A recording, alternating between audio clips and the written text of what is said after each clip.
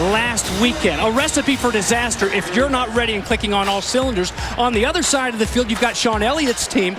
Army, the wishbone, you got to get ready for that. You'll never see it again all season long. And, by the way, the #1 defense in the nation, the Army Black Knights, a year ago. Wow, 2 tough ones. They say the biggest changes, transitions in a football team between week 1 and week 2. Both of these teams hoping for big changes, and I think it really starts with toughness, and I think it'll start in the trenches here tonight. Enormous expectations for this North Carolina team prior to the start of the season. And hopefully tonight will be, for they and their fans at home, the first win of the season, but Georgia State will have something to say about it. James Bates, let's take a look at the Ford keys to the game. All right, Sean Elliott and his guys are from Atlanta, right? When I think Atlanta in good time, I think Freaknik. Riding out to the Freaknik. That's all they got to do. Freaknik's coming back. Bring the fun back to Atlanta by having some fun and getting back to just playing football with a good, quick start for Georgia State. On the other side of the field, for North Carolina, communicate. Talking with Mac Brown, talking with his coordinators throughout the week. Everything is all about communication. There was no communication up in Blacksburg a week ago. They have got to communicate, and it'll start on that offensive line. They get their starting center, Brian Anderson, back, and that center making all those offensive line calls will be huge. And, of course, the hometown crowd will help a little bit as well. Kenan Stadium starting to bounce for the home opener. The Tar Heels won the toss, elected to defer, so they will kick it away to Georgia State to start our matchup. Again, the first ever meeting between these two programs. Georgia State coming off the loss to Army at home last week, 43-10. And North Carolina lost at Virginia Tech 17-10. Didn't score till the second half, but did limit the Hokies to just 3 points in that second half. North Carolina ranked number 24 in the nation, and they will kick it away. Jonathan Kim, he will kick it away for North Carolina. Cornelius McCoy is the deep man for Georgia State.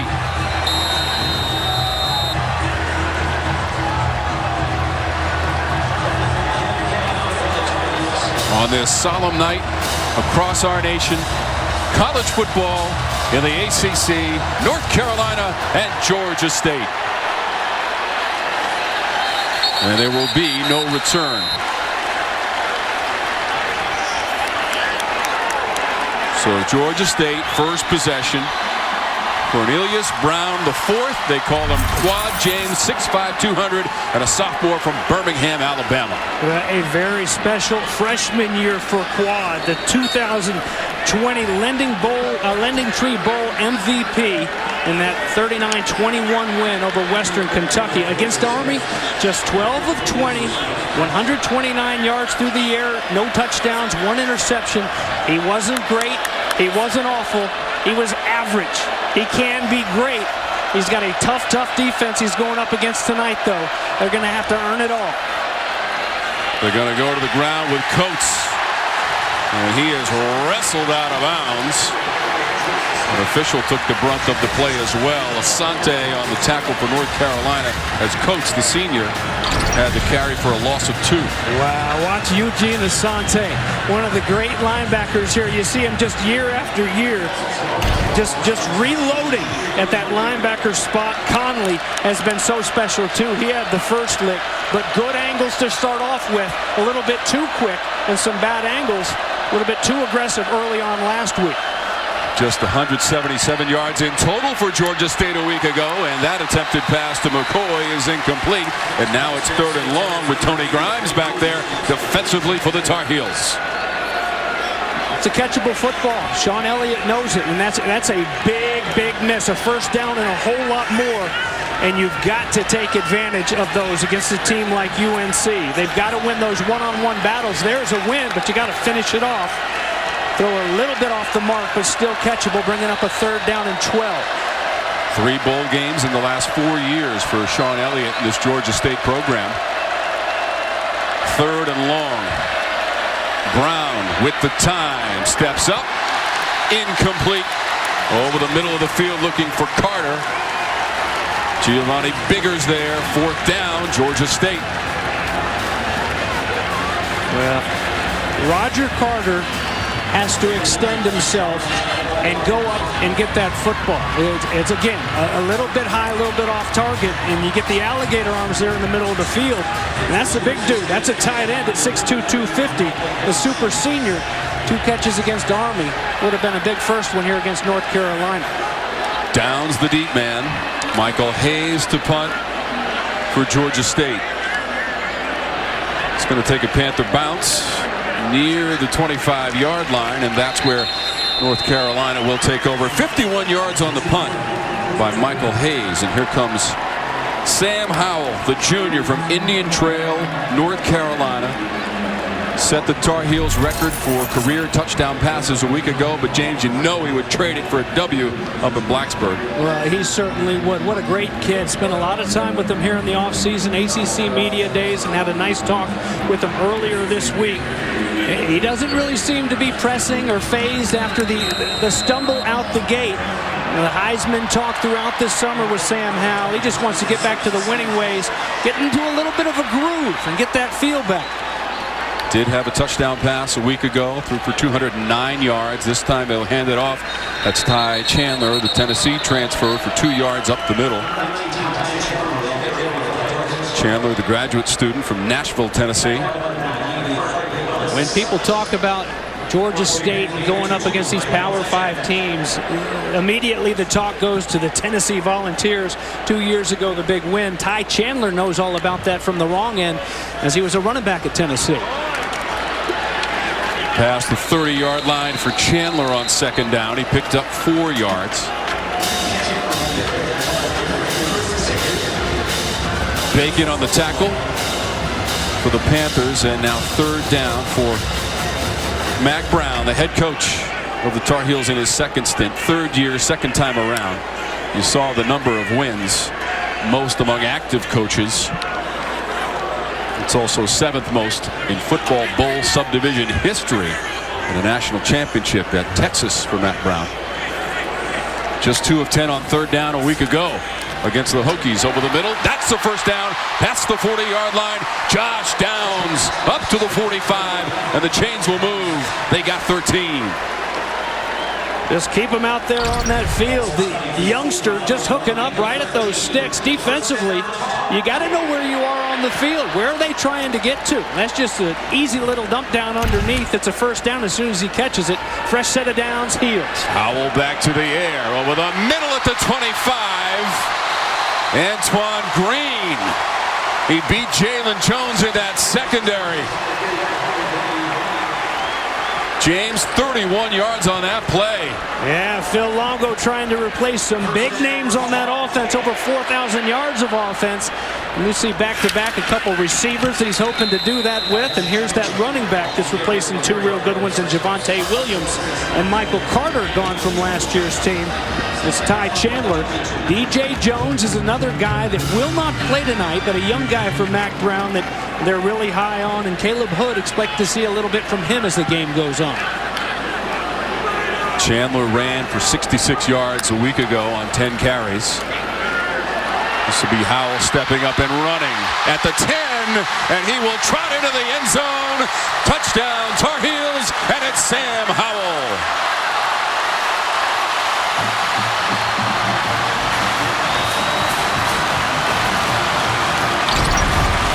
Off-season, Sam Howell, what'd you get better at? Well, I wanted to get more decisive.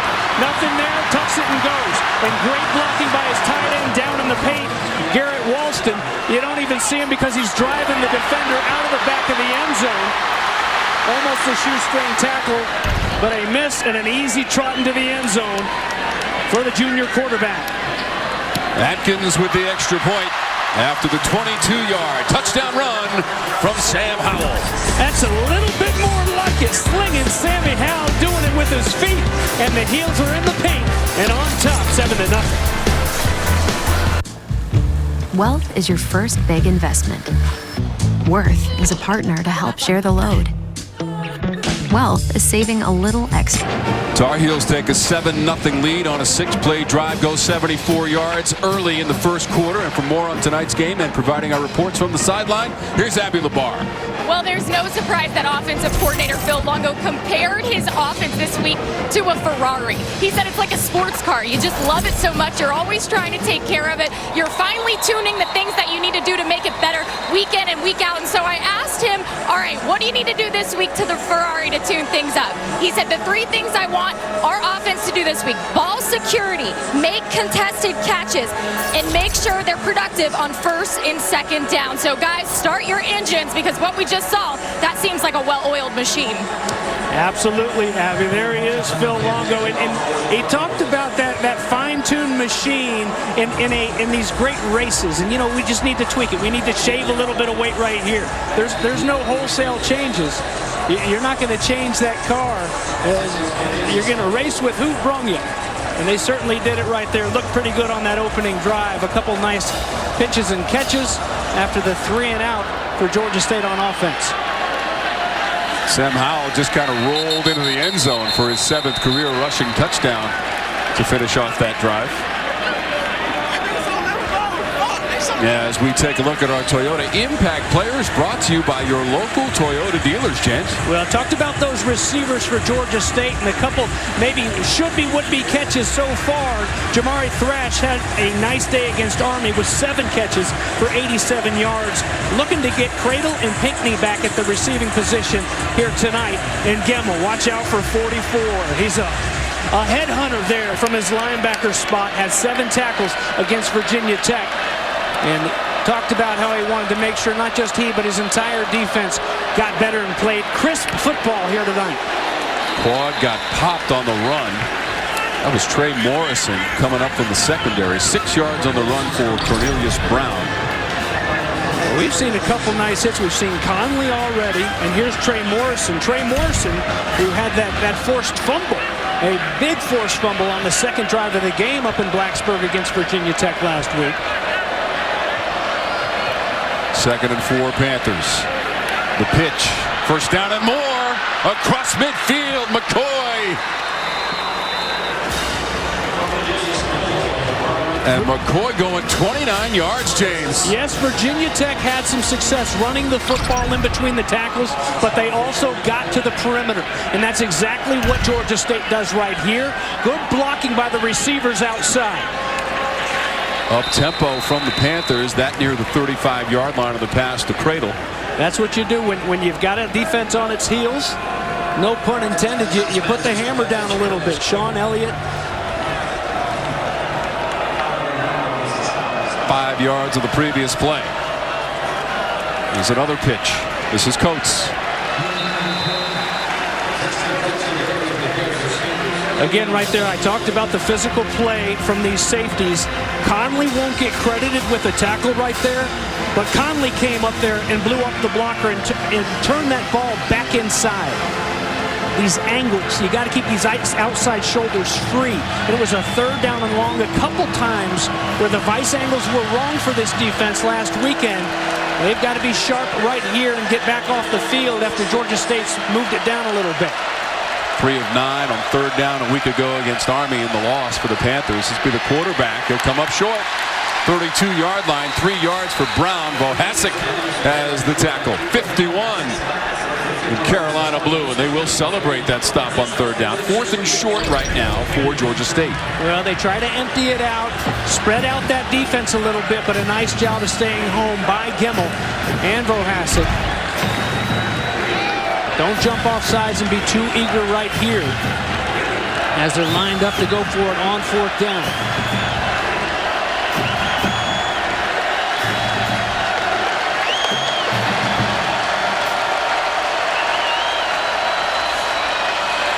Brown, incomplete.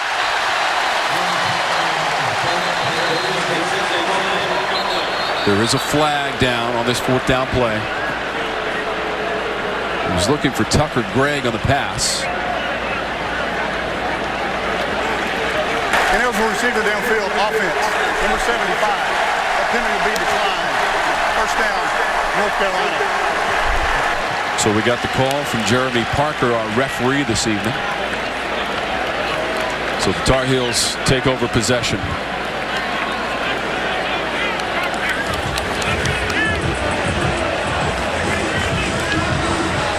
And let's go down to the sidelines. Abby Labar has a very special guest.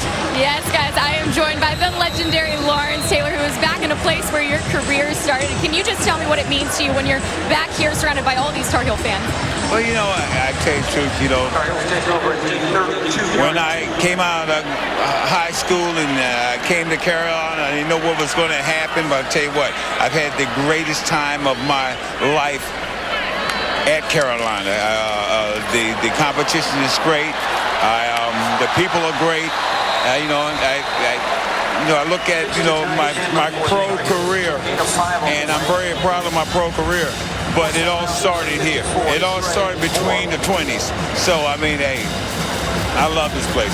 Absolutely. Can you pick a favorite moment or a favorite memory being here at UNC? Well, you know what? Hey, my favorite moment, I guess, is when we was playing Clemson, in Clemson. My senior year, we had just lost to Oklahoma. They just really spanked us pretty good. And so we didn't have to leave that. And Clemson got the ball on the 1-yard line, and they had 4 downs to punch it in, and we just clobbered them and won the game. And I'll tell you what, that was the biggest moment as a player that I've ever had. Well, I can tell you what, you made an impact here, and the players currently at UNC look up to you. You had a chance to meet Tamon Fox, who passed you on the all-time sacks list. What kind of player is he? I mean, he's a dedicated player. He's a hard nose. He's going to do well in the NFL. And if he keeps his head right, he might get better than me. Oh, those are some big words coming from you. I didn't say guarantee. I said maybe. All right. Well, thank you so much, guys. You heard it right here from the legend himself, LT Tamon Fox. We better keep our eyes on him. That's right. Oh, that's awesome. LT. I'm so glad that you got to catch up with him. So good to see him down there, cheering on his Tar Heels. He's watching Howell go deep to the goal line, and it's a touchdown. Antoine Green on the business end. 57 yards from Howell.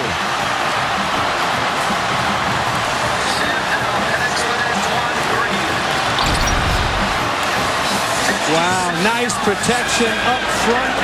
Plenty of time in that pocket for Howell. And drop. Perfectly thrown football, and not bad coverage at all for Jalen Jones. Right there and phased. Gets that head around. I mean, you can't defend any better than that, but you can't throw any better than that and catch any better than that either. That's a beautiful football play right there. Sammy Howell, one on the ground, and now one big beauty through the air for touchdown number 2. And a touchdown pass in every single game he has played in a Tar Heel uniform, James. 27 games. Howell finds the end zone to Antoine Green. Our produce standards are more than a label. It's a promise that every fruit on your table was chosen by someone who thinks farmers rule and supported organic before it was cool. There's mighty high standards in that salad bowl because that's what makes us whole. We raise the bar on bar food with sandwiches, tenders, and burgers. There's more where this came from. To the greatest of all times. Oh, that spin class was brutal. Well, you can try using the Buick's massaging seat. Ooh, yeah, that's nice. Can I use Apple CarPlay to put some music on? Sure, it's wireless. What's your Buick's Wi-Fi password? It's Buick Envision. That's a really tight spot. I used to hate parallel parking. Me too. The all-new Buick Envision, built around you, all of you. Pay no interest for 72 months, plus current eligible Buick owners get $500 purchase allowance on 2021 Buick SUV models. My goodness! What a machine! Look how it tiptoes those sidelines. It jukes left, mows right, Someone go check the angles on that gnome. Everyone is raving about Works Landroid robotic lawnmower. It's been doing hill work all off-season, and its coach calls the plays from the palm of his hand. Its stats are absolutely eye-popping. Over 30,000 football fields worth of grass cut, and over 4.5 million hours of mowing saved. The Works Landroid, available at mylandroid.com.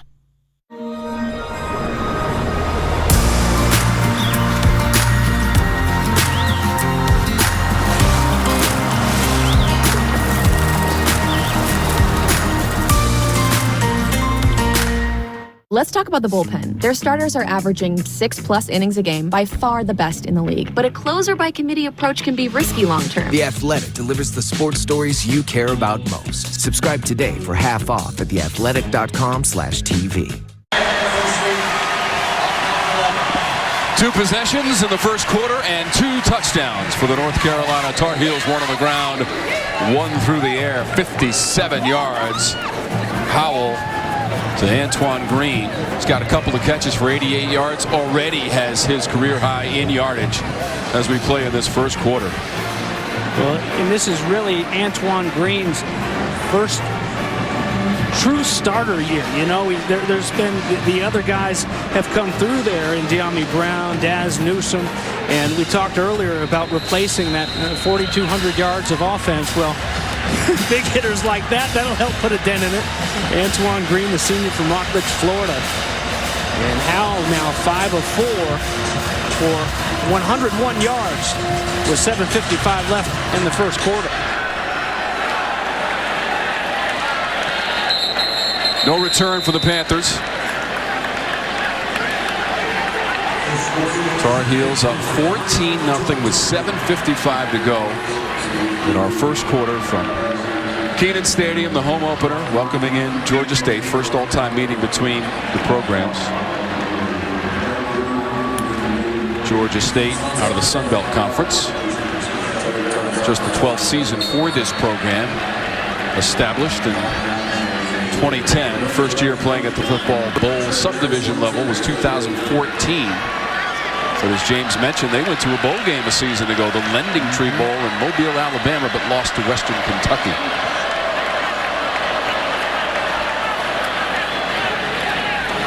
This will be Coates weaving his way past the 30-yard line for 6 yards. I'm still fired up, not about that long touchdown, which was beautiful, but the fact that we had LT on a broadcast that I was a part of. It was incredible, man. Lawrence Taylor. Oh, my gosh.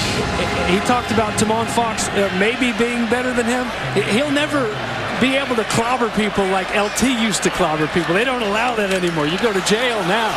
It was a dangerous play there to McCoy, who was able to field it. But he will get back to the original line of scrimmage, back up to the 30-yard line. Just got to chip away positive yardage. Positive yardage. You know, that first down, they get 5 on that first down. Even if you get 2 or 3 here, it makes things a lot more interesting for that defense and what you're going to call. But instead, you got a Tar Heel defense now with an opportunity. Jay Bateman's guys pin their ears back a little bit on a 3rd down and medium. 0 for 2 in the first quarter on 3rd down for Georgia State. Brown up near the 40. That's a first down. Snagged by Pinckney. A flag comes out behind the play after an 11-yard pickup for Georgia State.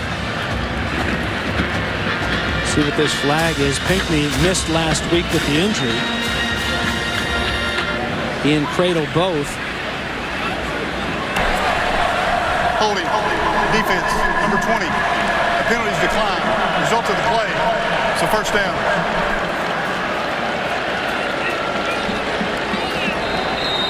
Pinckney, leading receiver last year, 47 catches and 7 touchdowns.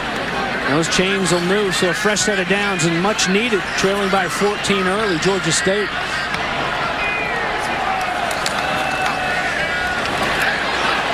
Coates. Ball's bouncing on the turf, and it goes out of bounds. Cedric Gray with the tackle on Coates, and the ball came free. Loss of 5, James. Good job by Cedric Gray to separate. He was tangled up there early with the offensive lineman. Use those hands, shuck him, and take the proper angle. That ball spinning around like a top got kind of interesting, but again, you go in the wrong way, Georgia State. You got to find a way to keep that ball moving forward. 2nd and 15. Brown will be sacked. A Carolina Blue Wave led by Miles Murphy at a loss of 6.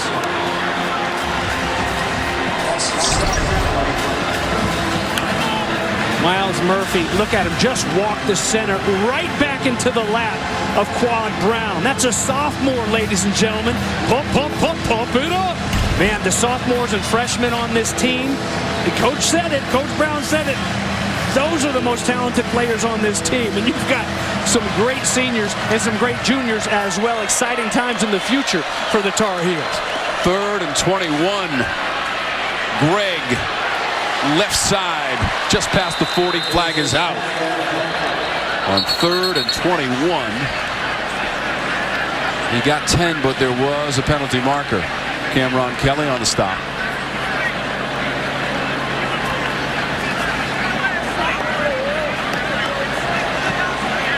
Jeremy Parker again with the official word. Holding.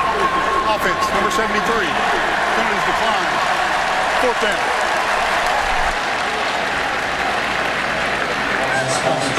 So the Panthers will have to punt with just over 5 minutes to go in our first quarter.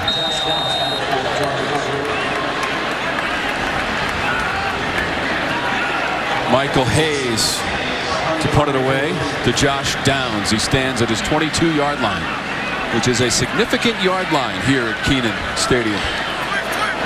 That 22 hash mark is Carolina Blue in honor of Choo-Choo Justice, as that one may have been deflected. Yep. It's going to roll for the Panthers inside the 35, but the pressure was coming from North Carolina from the punt team. The punt was 27 yards. DeAndre Buckins may have gotten a piece of that one.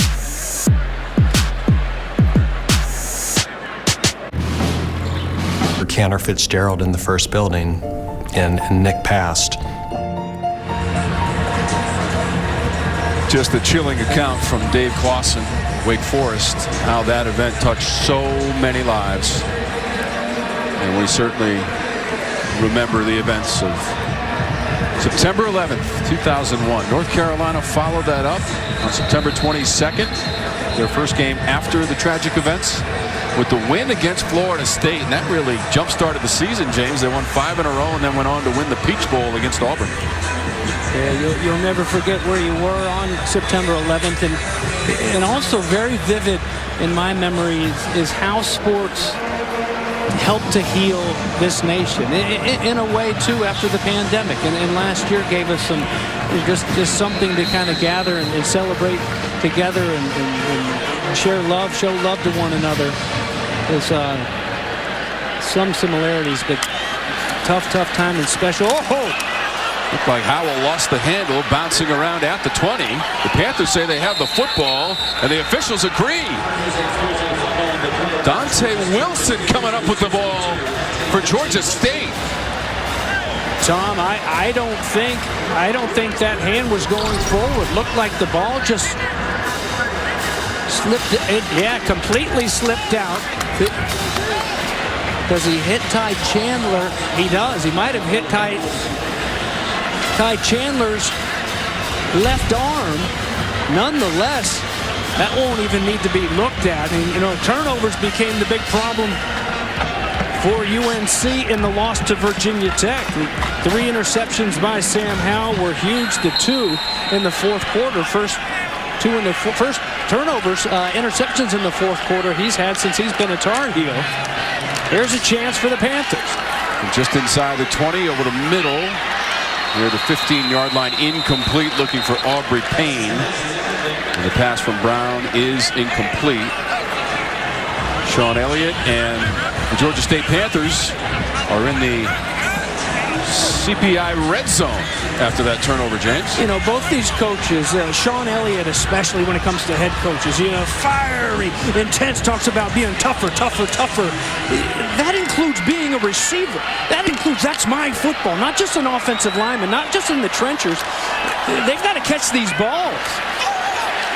The defense responds. Williams on the carry. Asante was there, number 7 for Carolina. Loss of 1 on the play. Nice swarming defense here. You see guys penetrating, and you know the angles. See the angles, these vice angles, and we've seen guys like Asante Samuel, or Eugene Asante rather, all over the field. He's been huge here in the first half and bringing up a big 3rd down and 10 now. 1 for 4 on 3rd down in the first quarter for the Panthers. Brown looking to the middle of the field, deflected away, and the receiver had a chance at it. Kyler McMichael was also there, number 1 for the Tar Heels, and that'll bring up 4th down. Brown's ball a little bit behind. That may be the tougher of all of them that have been in the hands, and an opportunity there. Doesn't get much easier. McMichael surprised. Could have been a nice turnover. Instead, a chance for the first points of the night here for Sean Elliott's troops. But he's got to get in the ear of those receivers. When he talks about toughness, you got to care. You got to fight for that football every single snap. And lucky that one wasn't intercepted. Noel Ruiz, 37 yards away. For the field goal for the Panthers to get him on the board, and it is good. So Ruiz, the grad transfer from North Carolina A&T, who connected on his only field goal attempt a week ago from 33 yards away, has now made 10 in a row dating back to last season. You know, Tom, I mentioned the intensity of Sean Elliott. Believe it or not, he's mellowed down a little bit here in his older days. Are you sure? Yes.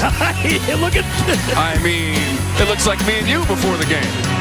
I know. Well, you got the better of me. Knocked my headset off. I had to sit out for a play. That's a flag. That is look at unnecessary roughness. Well, and that's, you know, and I'm not kidding when I say he's mellowed out. We talked with his defensive coordinator, Fuqua, and Nate Fuqua told us, hey, when I was at Wofford and first started coaching, the word was you got to watch Sean Elliott, the offensive line coach, there at App State in pregame. He said, so I had a peek down there.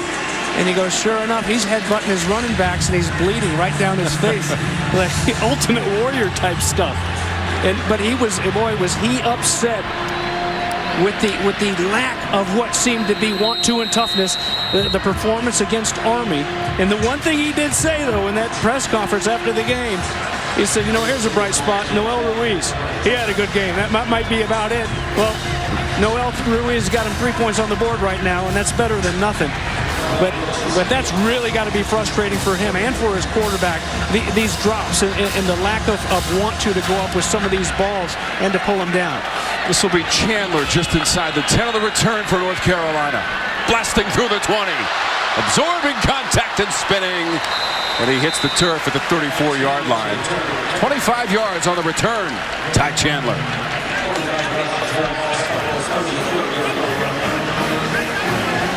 And we take a look at our Toyota Impact players, brought to you by your local Toyota dealers. And it's right in the middle of that line for North Carolina, and it's in the middle of that linebacking core for the Panthers, James. Yeah, Blake Carroll starting with him, 74 tackles last year. The top returning tackler. He'll go head-to-head with Brian Anderson throughout the night, and he's glad to have their play caller up front, the center Brian Anderson back. He missed the first game, the loss with an ankle injury. And here with the short gain, I'll finish up on that because, you know, at times you were wondering, gosh, what's going on with this offensive line? All of these returning guys, they've played how many snaps together? You know, with the exception of Charlie Heck, I think the entire offensive line has been together for 3 years. It's almost unheard of. Well, last week, Brian Anderson's not there. Here comes Enter Sandman and that Blacksburg crowd.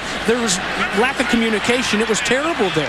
And when you're thinking too much, you're not playing fast football, and that was the case a lot of times it seemed. A loss a week ago at Virginia Tech, 17-10. And the last time Carolina was at Virginia Tech was 2 years ago, James. You remember that one, don't you? Yeah, I think I do. Hard to forget. The longest game in the history of the ACC, perhaps. 6 overtimes between the Hokies and the Tar Heels. And that season for North Carolina laid the groundwork for being ranked 10th in the preseason this year and the success of a year ago. That was Mack Brown's first year in his return to North Carolina. Howell over the middle. That pass complete to Morales. Close to the line to gain, but maybe a little bit short. 7 yards on the play. Third season in the second go-round for Mack Brown. Nice protection here for Howell. They run a little game, and then a late blitzer that they pick up nicely as well. Just wait for the big body of Kamari Morales from Buck Lake, Florida. Tallahassee Lincoln Trojan. Let's see if he and the offense can get 1 yard on 4th and 1. Second effort. Is it enough to get to the 43-yard line by Chandler? He got hit by Dennis, and it is a first down for North Carolina. Javon Dennis made the hit, but Chandler kept those legs moving, and it's a first down for the Tar Heels. Great penetration by Dennis.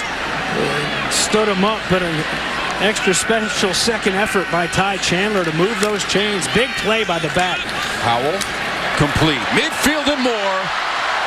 Near the 40-yard line to Morales, and 17 yards for North Carolina.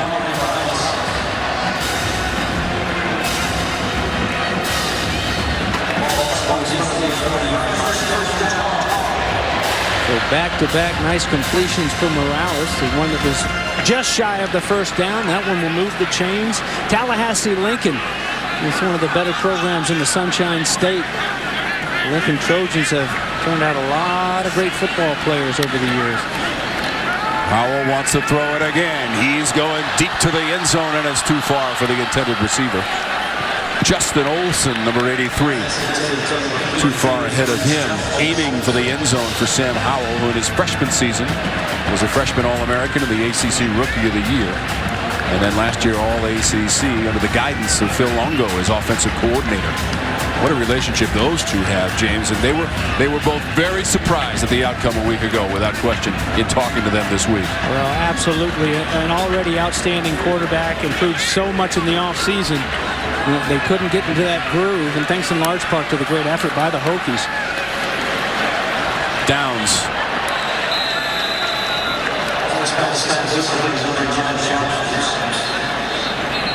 Venziel makes the tackle on Downs. Venziel's been very active. Does a good job of getting rid of those blockers. Sometimes as a linebacker, you get run up in those gaps too far. You get too antsy, and you get tied up with those big 330-pounders. Does a good job of avoiding, forcing a third and medium.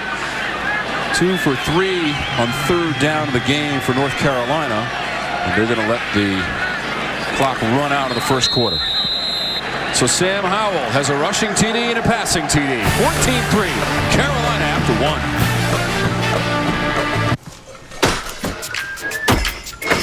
Have you seen those small Ball is brought to you by your local Ford dealer and by Yellowwood. If it doesn't have this yellow tag, you don't want it.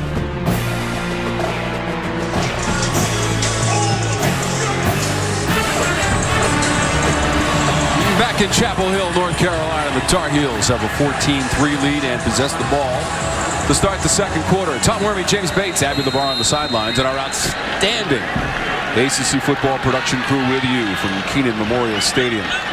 Opened up back in 1927. Here's 3rd and 5 for the Tar Heels, and Howell looks left, finds his man right at the 30, right at the stick to Morales.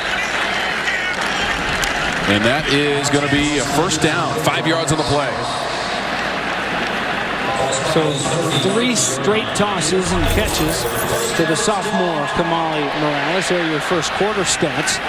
You see the passing yards, 132, including that big 57-yard touchdown reception from Howell to Antoine Green.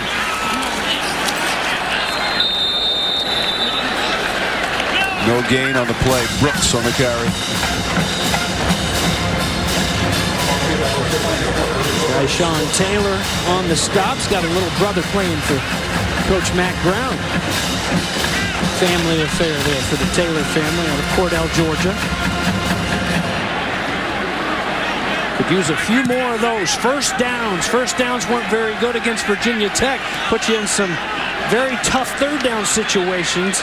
The Heels were just 2 of 10 on third down last week. 10th play of the drive. Howell, the release, the catch. Simmons to the end zone. Touchdown, Emery Simmons of 30 yards.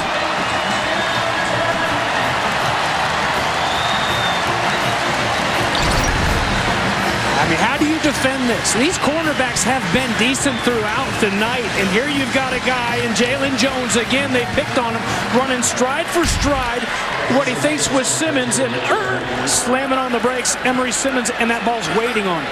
Just waiting on him. And that's the kind of feel that you get with all these reps as you go through it with your new crew of receivers. And I know Emery Simmons as a junior isn't that new, but the new guys are looking pretty good here tonight. Second TD pass of the game for Sam Howell. This time it's Simmons, the catch, and he does the rest. Eat, drink, and be merry. 21-3 in the second quarter. North Carolina has the lead on the visiting Panthers from Georgia State, making the trip from Atlanta, Georgia. First all-time meeting. Teams will play once again next season. Jeff Saturday, another North Carolina Tar Heel legend, being honored right now for a recent gift. Son Jeffrey, a walk-on on this North Carolina team, carrying on the Saturday name in Carolina blue. And a nice moment on the field for Jeff Saturday and his family. They made a nice donation to the offensive lineman meeting room here in Chapel Hill, and he is scheduled to join Abby in just a moment, so we'll hear from Jeff Saturday. We already heard from Lawrence Taylor. The evening just gets better, especially if you're a North Carolina Tar Heel fan. Howell, by the way, in that drive, James, 6 of 7. And now 22 of his 27 games, multiple TD passes as Mac Brown greets Jeff Saturday and family. That's a nice moment on the sidelines. It's been all Carolina so far. Sam Howell has 167 yards through the air. That's just 10 less than the entire game a week ago, James, passing for Howell.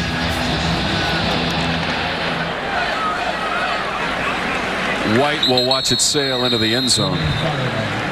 And let's send it down to Abby LeBar. Yeah, guys, Jeff, a special moment for you and your family. You just hugged Mac Brown. Can you tell us what he said to you? Oh, man, just how appreciative it was. He said, I think it was in black and white. That's how old I am. So took a little shot with the love. But, man, what Mac has done when I was here and what he is bringing back to Chapel Hill and Carolina, man, none like him, bro. He's a Hall of Famer for a reason. And my son's here because of that. So just an incredible human being, great coach, but a better man off the field. Well, we'll get to your son in a second, but is there a difference between your first stint with Mac Brown and then now what he's doing? Have you noticed anything besides the age? He's much kinder. I used to tell him, I was like, Mac, you used to rip us apart. I was like, you're so much nicer to the players. He said, Jeff, you got to be now. It's a different generation. You know, you got to love on these kids a little more. I said, well, you didn't love on me a whole lot. When I didn't act right, you got after me. But, man, he and Sally are as good as it gets. He understands how to build a program and an organization. And what he's done back here in Chapel Hill for Carolina, man, he's the right man for the job, and we're a better program for it. Absolutely. Well, speaking of loving on kids, your son, I'm sure you're giving him advice. I'm sure you give a lot of players here advice, but what is the best piece of advice that you've received or given to them and that you want to know, want people at home to know as well? Education first, playing second. I was like, man, I was fortunate to play in the NFL as long as I did. I played 14 years. I said, that's 5 generations in the NFL. You don't want to be 26, 27 years old having no direction. Carolina provides you the best opportunity for both phases in life. Get a great education, play great football. That's why he's here. That's why I tell all the kids. I just told the recruits upstairs. That's why you come to Carolina. Twofold, and you knock them both out of the park here at Carolina. Great stuff. Well, welcome back. We appreciate your time, guys. Nothing better than this. I'll say, and nothing better if you're the recruiting coordinator. here, Abby. I mean, you don't even, a lot of times they'll make these recruiting highlight tapes where they got to put together all these highlights to try to show these recruits of what they'll be a part of.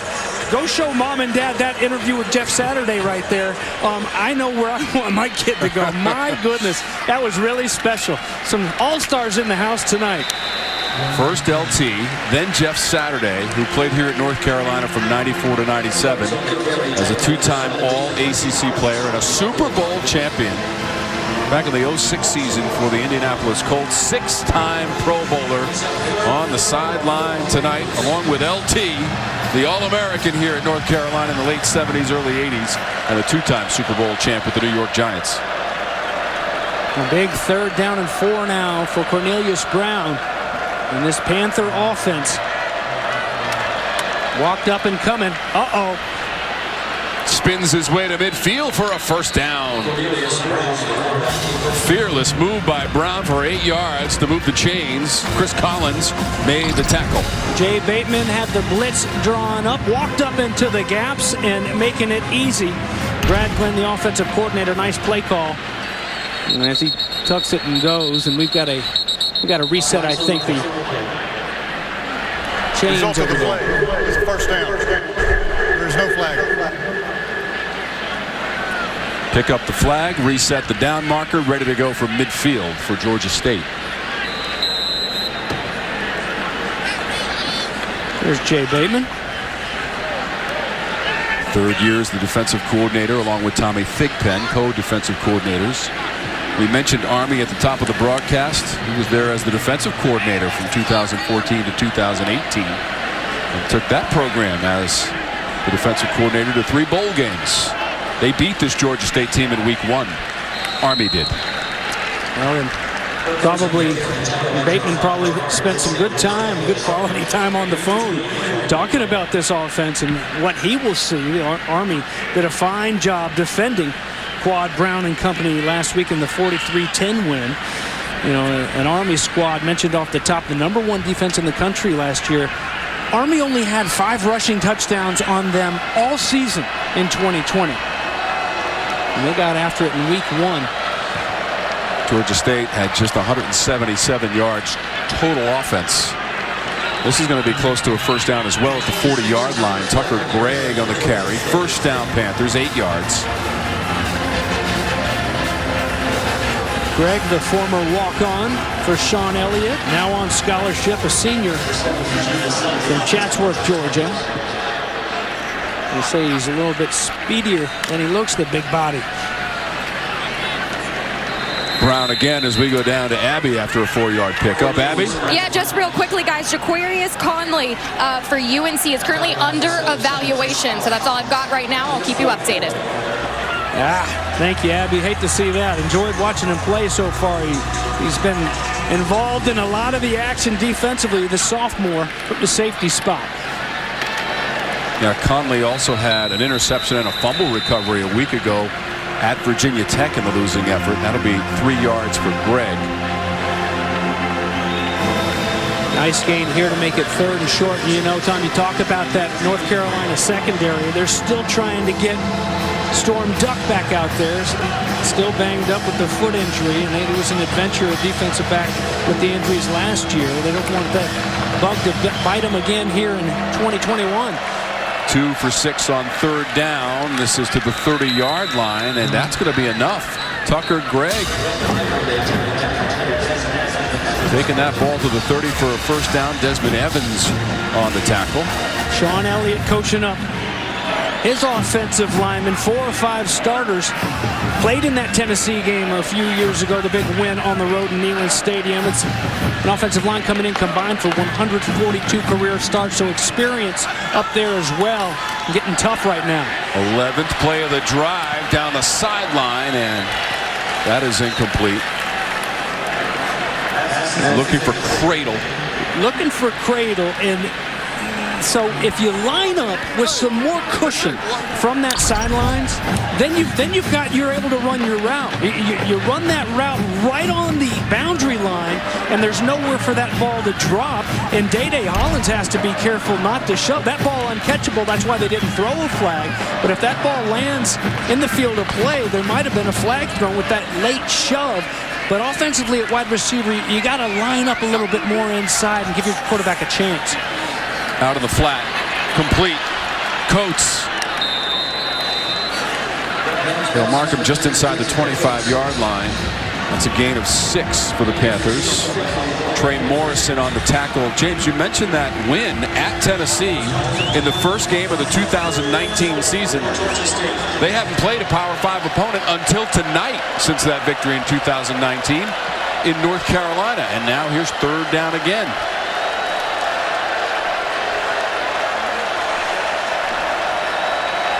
Two for 2 on third down in the drive. Brown pitches it out around the edge near the 20 for Coates. Going to be awfully close, maybe a little bit shy. Asante came up to cut him off. Eugene Asante, sideline to sideline. This will bring up a 4th down and 1. There you go, 38-30. Sean Elliott leading his team into Neyland, trying to get another big win on the road against the Power 5 team here at Kenan Stadium tonight. First things first, what you got on 4th down and 1? Went for it on 4th earlier in the first quarter, and we're stuffed trying to do it through the air. The back is Greg, who's had some big pickups on third downs here on this drive.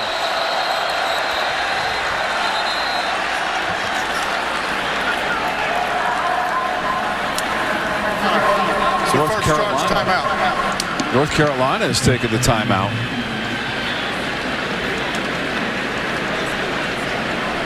So it was back in 2019 to start the season, Abby. This Georgia State program upended Tennessee. Oh, yeah, you guys mentioned that. And there's quite a few players, not just on the team, but a part of the program, whether it's coaches or staff. So they know very well what it takes, right? So I talked with quarterback Quad Brown, who didn't take a snap during that game. However, he was the backup quarterback. So he was on the sideline, witnessed the atmosphere, and he said, we came into that game and we just took the momentum.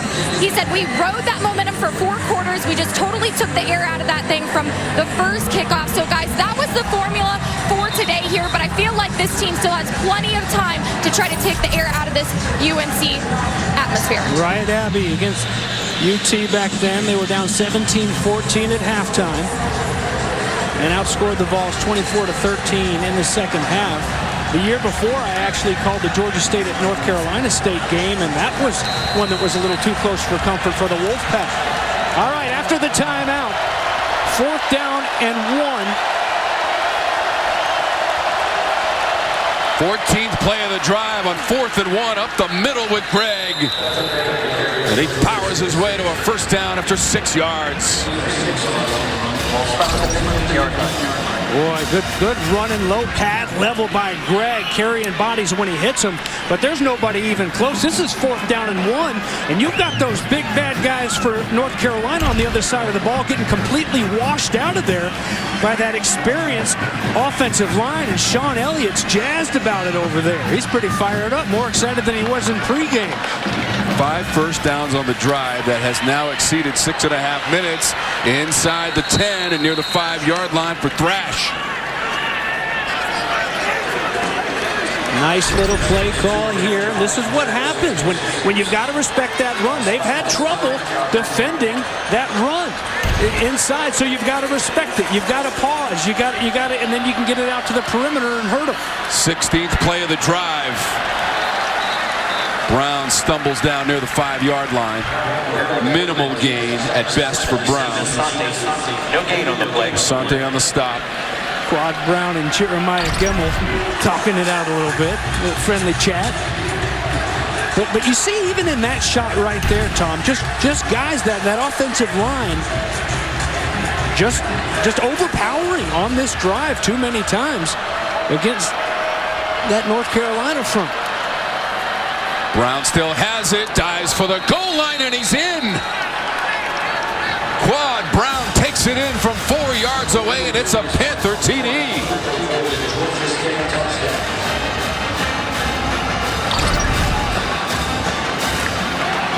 Again, a little RPO. Just playing option rather that dive that hurt Sean Elliott's bunch so much last week has been good to Georgia State here on this drive, and pulls it out of the belly of Gregg, and Gregg could have scored, it looked like, had he kept the ball in his belly, but instead Brown pulls it, and first touchdown of the day for Georgia State. There's going to be a review on the play. We'll check it out and come back and give you the verdict.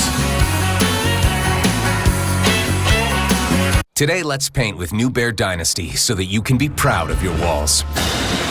So that review just a moment ago went in favor of Sean Elliott, the Georgia State Panthers. You must have indisputable video evidence to overturn the call. James Bates, which on the field was touchdown. It was called a touchdown on the field, but had this been called short an inch on the field, I think it would have been called indisputably that way as well. That's about as close as you can get. It looked like the knee was hitting as that tip of the ball maybe barely crossed the plane. They saw everything they needed and will keep it a touchdown. So it's 21-10, and Sean Elliott remained animated and hot for some reason throughout that timeout, even after it was announced that they would keep the touchdown. I say 21-10, extra point pending. He's got to be pretty excited about the way his offensive line took control on that drive, one that was capped off by Quad Brown there. But they really got physical with that UNC front and powered their way down the football field to score their first touchdown here. They had 6 first downs on that drive, including a 4th down conversion. Ruiz for the extra point. 17 plays on that drive, James. 75 yards. And the Panthers have their first score. It is Brown just to the front doorstep and in.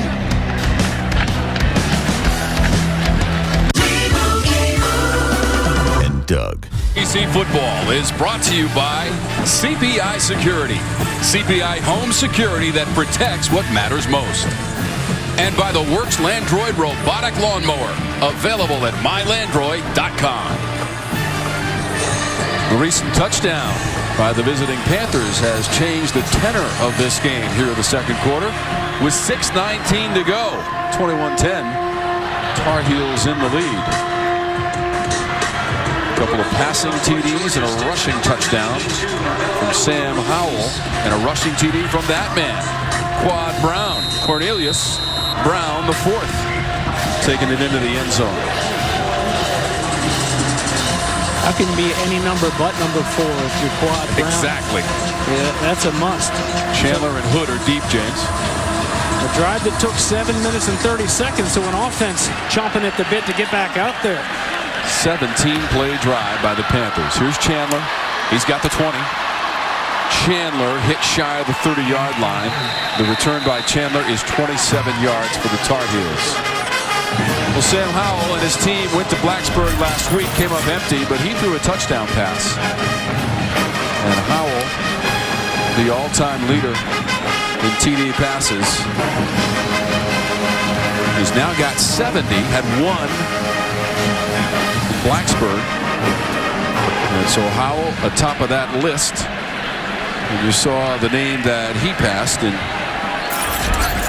Darian Durant. 167 yards passing for Howell.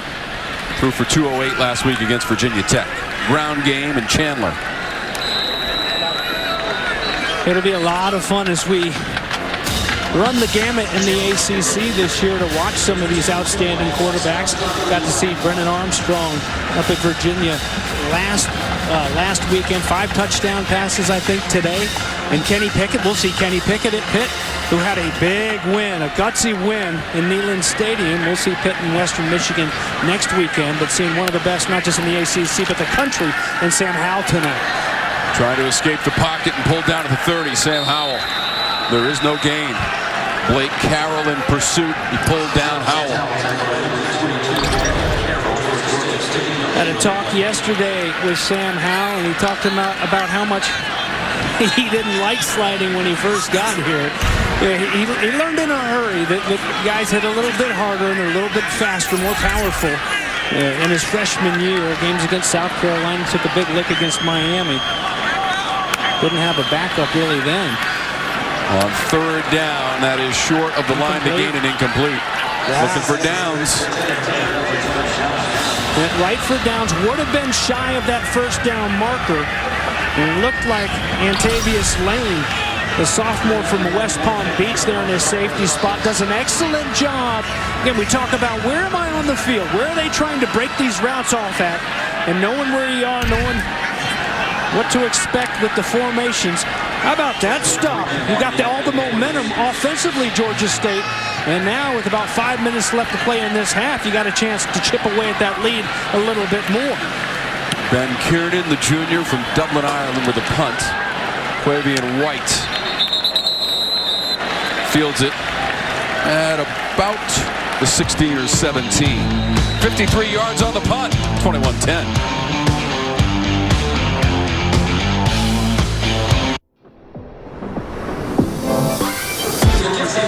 In the moonlight of Chapel Hill, North Carolina, the Heels lead at 21-10, and now a message from Works Landroid. Works Landroid Robotic Lawnmower, available at mylandroid.com. The future of lawn care is here. First 3 and out of the ball game for the Tar Heels. They had to punt. Georgia State has the ball as we check in with Abby. I had a chance to speak with quarterback Quad Brown for Georgia State this weekend. Guys, let me tell you, he is a very mature young man. He's always trying to make himself better. And so as the conversation was happening, I said, Quad, what's one thing that not a lot of people know about you? And I kid you guys not, we're on FaceTime and he goes, hold on 1 second. I've never seen a quarterback get so excited to bring a pet turtle back into the conversation. He showed me his pet turtle, Clyde. I guess he caught him fishing about 5 years ago. He bit the reel, lured him in, and I mean, he's had him ever since. I mean, guys, I don't think it gets better than that. But maybe he's that kid. Remember the Vine that went viral, the news reporter interviewing the kid at the fair, Zombie Jonathan? You look really good with that paint job. How are you doing? He goes, I like turtles. It was forever. It was like everybody used to talk about, maybe that's him. That's about the same age, Abby. He likes turtles.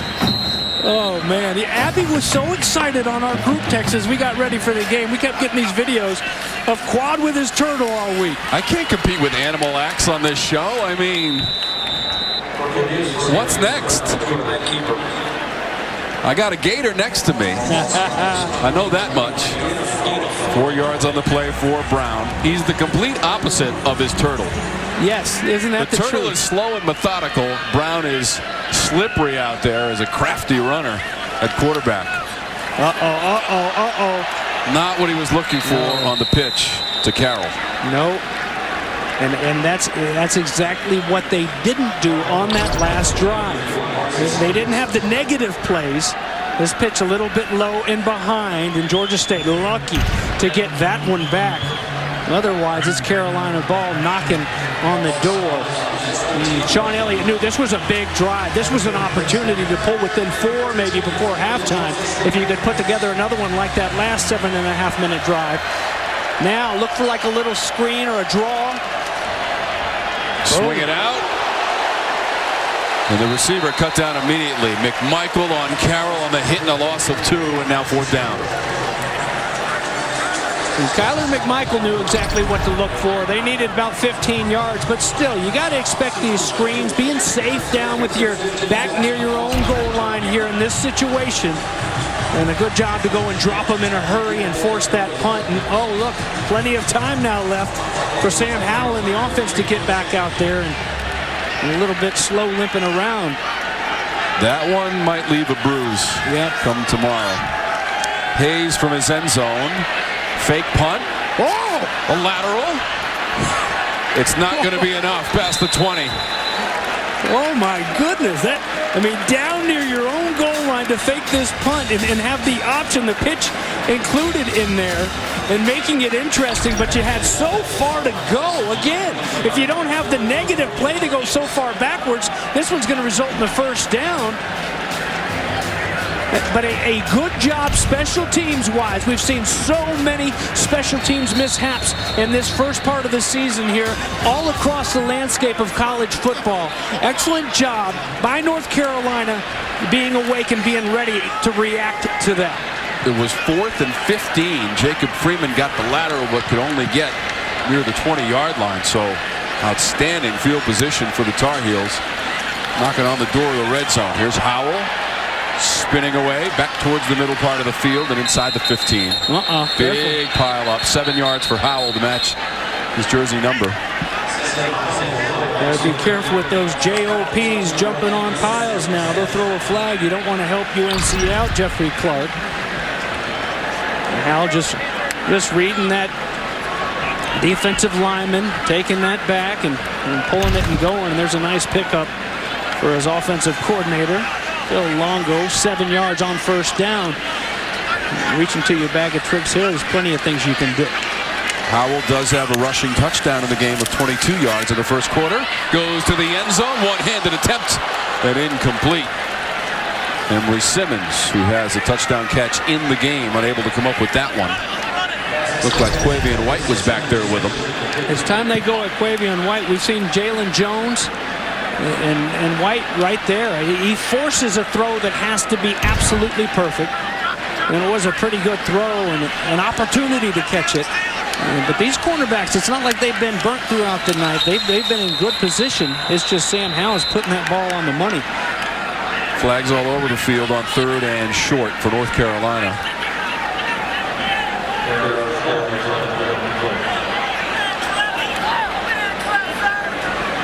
Mack Brown, by the way, 26-6 in his career in home openers, and 10-2 as the North Carolina coach when opening up at home.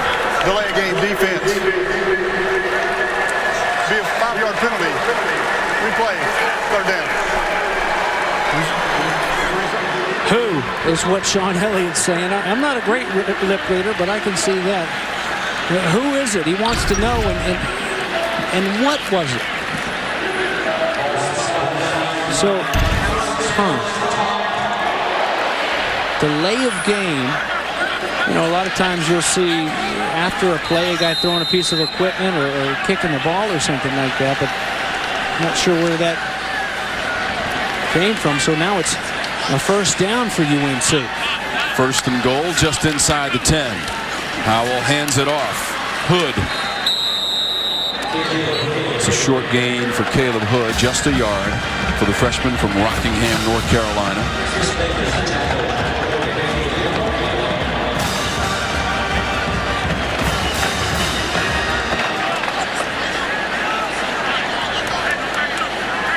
North Carolina offense without Bo Corrales for a 2nd straight week as well. Howell pulled to the turf. Dante Wilson. Yeah, he was looking the way as he pulls it the whole time of Emery Simmons. But no protection. The protection's been there throughout the night. Pretty good for Sam Howell, who was sacked 6 times in the loss to Virginia Tech. As soon as he pulls that ball out of the belly of his back, immediately Dante Wilson and company are right there in his face. So Carolina going the wrong way now. It's a 3rd down and goal. Howell trying to buy some time. Floats it to the end zone too high for the receiver Josh Downs. There is a marker on the field. Boy, Sean Elliott's upset at this late flag that came in here. And it was Howell looking for Downs. There's no foul on the play. 4th down. And you know what? That's a good pickup. It's a good pickup. 24, I believe it was. The defensive back comes in there and kind of pulls up and turns around so as not to target after that ball's high and overthrown, coming full speed. There's no shot at the head. I think that was a good pickup right there. Overruled in the field goal try. Atkins from 29 yards away. Made his only field goal attempt a week ago from 31 yards at Virginia Tech, and this one up and good. So Grayson Atkins, second among active FBS kickers and points, adds another 3. Here's another look at that flag that wasn't. Ball too high, and see, I mean, that's just shoulder to shoulder, and it's not like a full speed a defenseless player trying to blow him up. So Sean Elliott upset about something else now. On to the next I just want to make sure he knows they picked up the flag. Yeah, right? I know it. Please tell him. Oh, I know.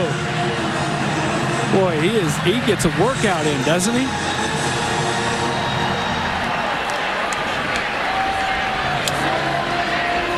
Coach Elliott getting his money's worth on the sideline for Georgia State. He's in his 5th season. 3 bowls in the last 4 years. They were 6-4 a year ago and 4-4 in conference play as they won their last 3 games of the season, including the Lending Tree Bowl against Western Kentucky. Went to the Arizona Bowl in 2019. That was the year they defeated Tennessee. And this their first game against a Power 5 opponent since then, back in 2019. 2 teams will play again in September next year. And that will be at Georgia State, and North Carolina will be the first ever home game in Atlanta for Georgia State against the Power 5 opponent. Well, that'll be nice. That'll be a little bit kind of like Florida Gators played down at USF today at Tampa, whatever they still call it, Raymond James Stadium, whatever it is down there now. You know, kind of. There's a lot of Tar Heels, I'm guessing, in the Metroplex in Atlanta, so there'll be a home game for them to come out and cheer on their Tar Heels.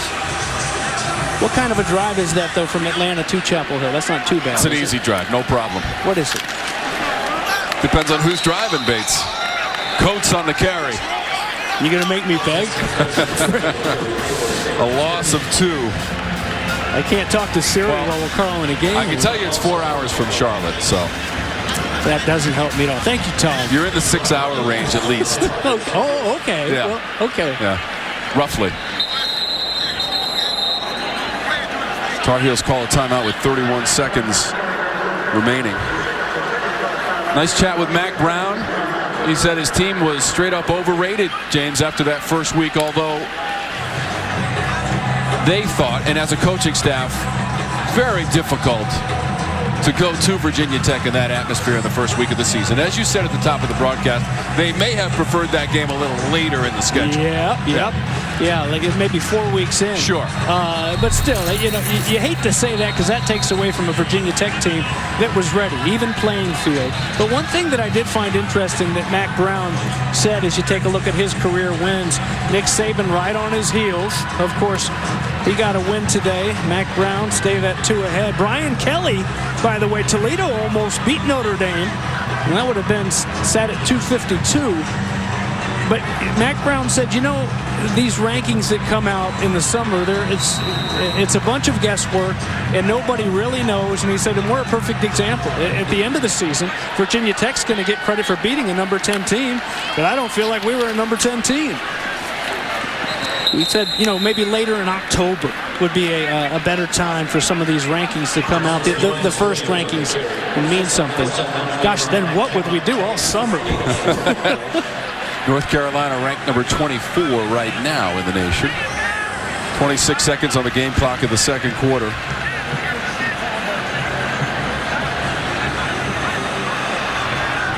Coach Brown started the season with 84 wins at North Carolina. That is a school record. Mack Brown talking to the official. If they stop him, I want a timeout. They'll stop him. He'll get that timeout right now. Force him to punt that football away. Williams tackled by Gimmel, 2 yards on the play. Now 20 seconds on the clock.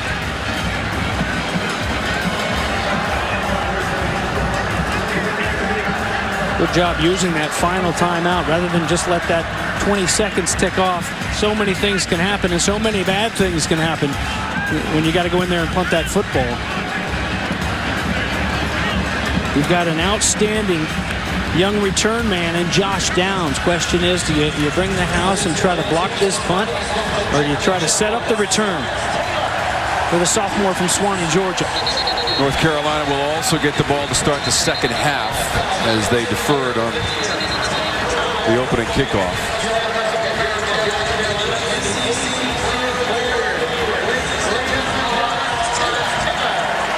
Lawrence Taylor was just announced to the crowd. You heard Abby's interview with LT in the first quarter.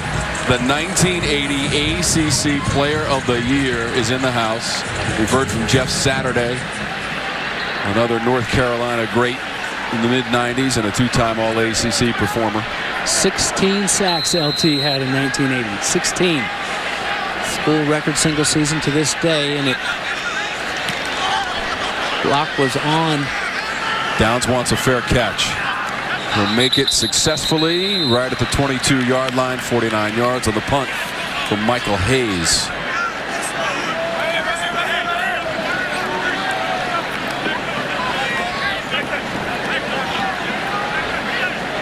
No timeouts left. We're going to get the ball to start the second half coming out. You know, got a long way to go and a short time to get there, so I've heard that before. Yeah, it sounds like Smokey and the Bandit. That is definitely Smokey and the Bandit. Keeping it ACC, that's FSU. Usually save that long time to go. Burt Reynolds. Look at where that ball is, right at the 22-yard line.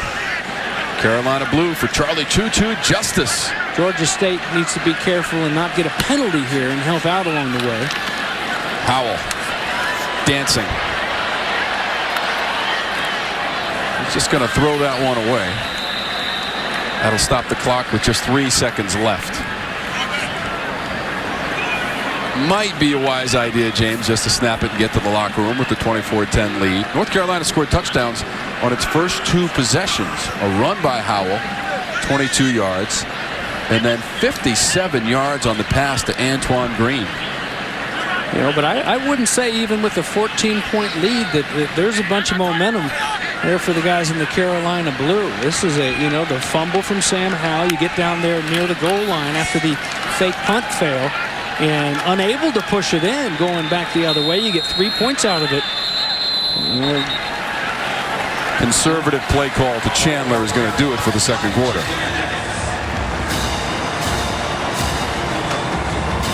So North Carolina has the lead at halftime as we go to Abby Labar.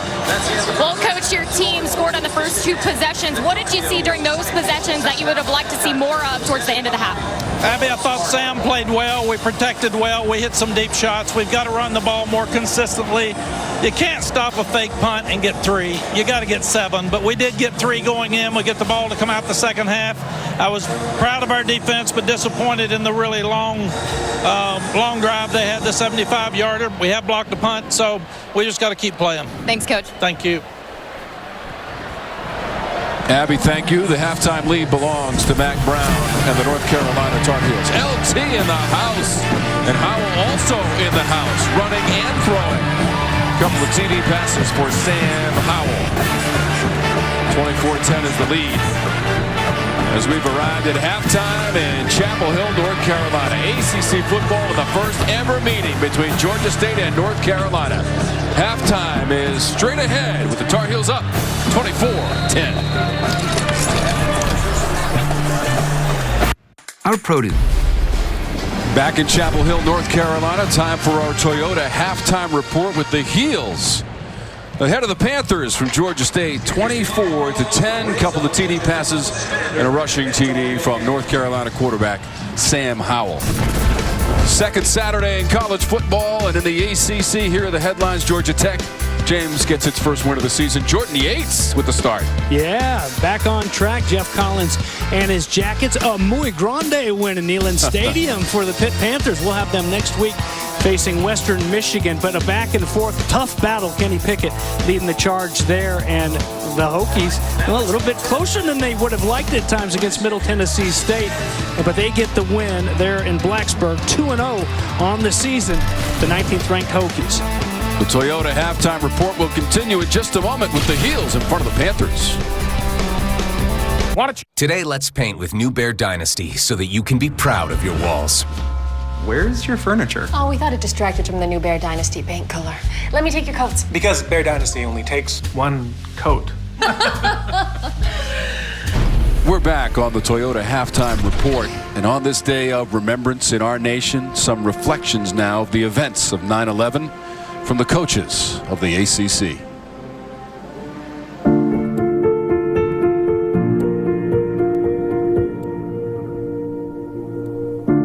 If you lived it, you'll never forget it. You'll know the moment when you first heard about it. You know, it's one of those moments in life where you can just, take yourself right back to that moment.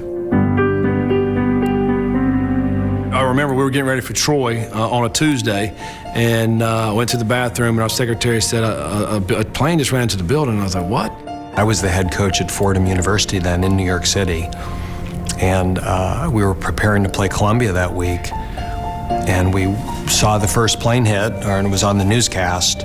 I was a sophomore in college, and I remember I had a biology class that woke up and turned on the TV, and remember seeing one of the planes fly into the tower. So you're just kind of watching it, and then you see the second plane go in. At that point, we don't know what's there was no logic on how that could happen, but we knew something terrible was going on. You're talking about scared now. You're getting scared and worried about what's happening because nobody knew anything. I knew then, being a military kid, and some of the other people in the room realized then that it was not an accident, and it was on purpose. And basically, I thought we were about to go to war. We'd just been attacked, on our shores. It never crossed my mind that the buildings would collapse. And then when the first building fell down, it was a bad situation already, but that's where that totally shocked me. Totally blew me away, because I would have never thought that it would come down, that both of them would come down.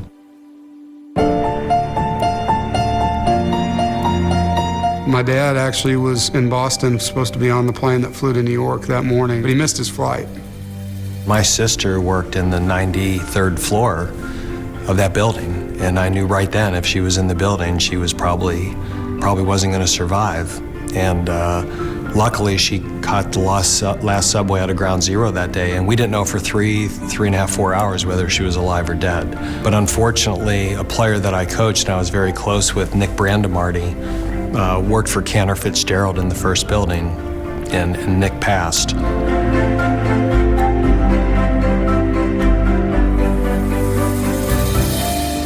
I don't know if words can explain how I was feeling. I was really scared. I was very angry and very confused about how could this happen in our country. You just wanted to be with your family. I had 2 little boys, and you're just like, man, what is going on? I mean, this programmed football game planning went completely out the window as this unfolded. And I don't think any of us knew what to think. The key for us is to remember that, is to remember those lives and in that event. You just knew in that day that it would be a day that you would talk about and remember for the rest of your life. And here we are 20 years later, and it's as vivid in my mind as if it was yesterday.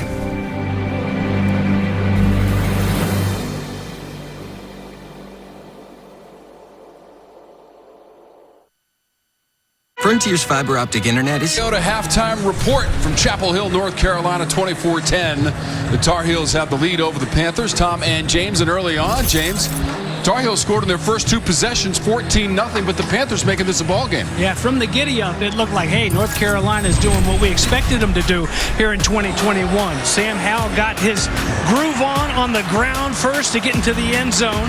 After that first drive, a 22-yard run.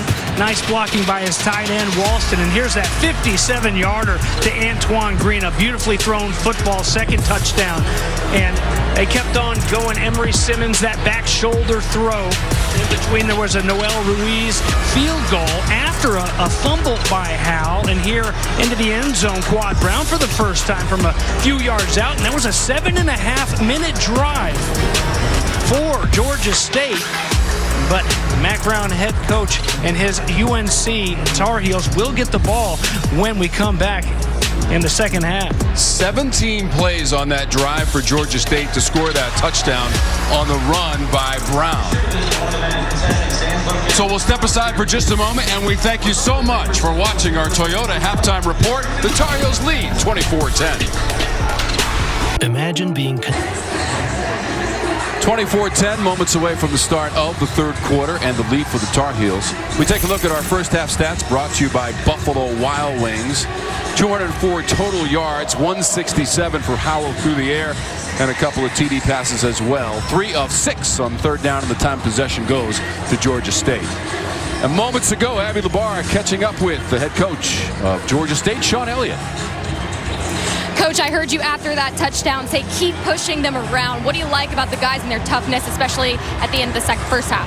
Well, you know, I think the second quarter is kind of indicative of how we wanted to play this ball game. We didn't start out very well, but we really handled the second quarter well. I think offensively took control of the line of scrimmage, and defensively we did the same thing, so I was pleased with that. There was a big emphasis for you and your staff about getting the passing game going. How do you do that in the second half? Well, you know, to tell you the truth, I think we're in a little bit of the opposite. I think we got a running game going a little bit. We missed some passes out here in the first half, but I think we're going to be pretty good in the second half. We're having pretty good protection, and I think it's looking good right now. We'll see how it goes. Thanks, Coach. Yeah, thank you. Yes, just 39 yards total passing for Georgia State, 92 yards on the ground, and the rushing TD from 4 yards away for Brown. But James, what I want to know is, how does Sean Elliott still have a voice after watching him going up and down those sidelines in the first half? I think his vocal cords are in good shape. You can tell that he's always 110%, and he's still going at it, talking with the officials. I mean, he never let up on them. But, you know, interesting. He feels the same way that I said right before we went to halftime. Right now, this isn't a North Carolina team at home against a Sun Belt Conference football team that is dominating this football game. This isn't a top 25 type football team dominating, and they looked like they were heading in that direction early on. They came out slinging, looking good, and shutting down Georgia State.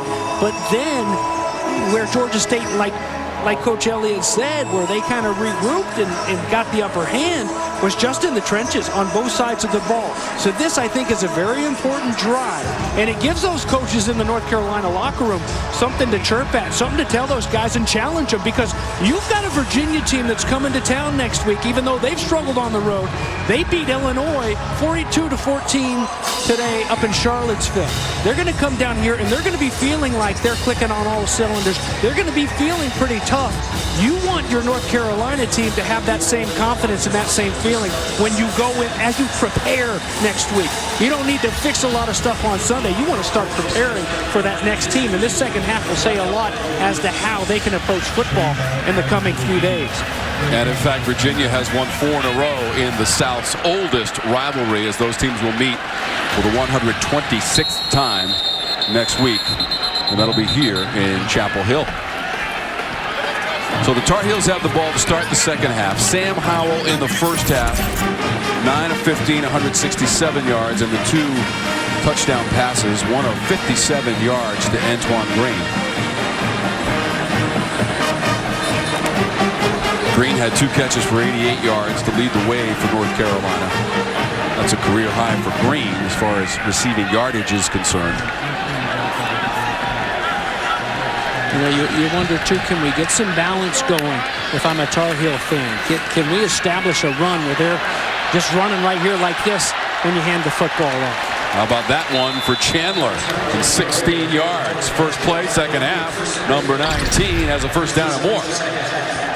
Nice job. Look at those big guys get up and go body on body and then blocking down the field as well. That's the spark plug.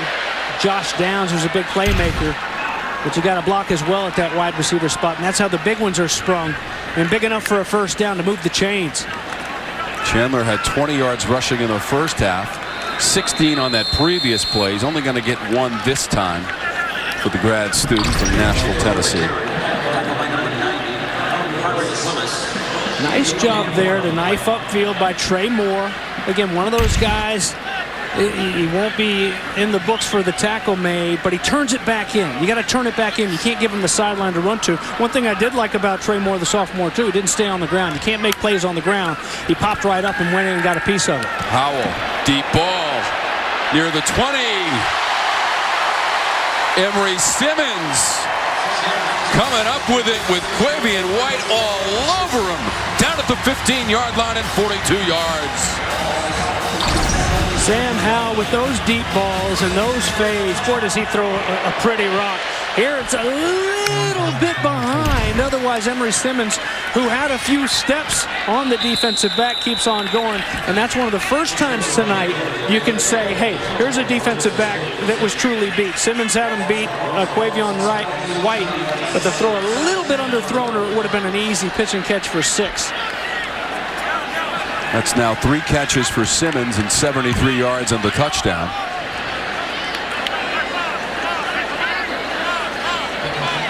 Second and 11. Howell pressured, got it away to the end zone, and out of the reach of Garrett Walston. They've been able to get there when they bring some guys late. There's a little bit of a delayed blitz, and then the pressure's going to come on the edge. And a nice job covering in the secondary. Chris Bacon, a senior from Atlanta, in there. There he is. So here's your 3rd down and long now. Need the 7-yard line.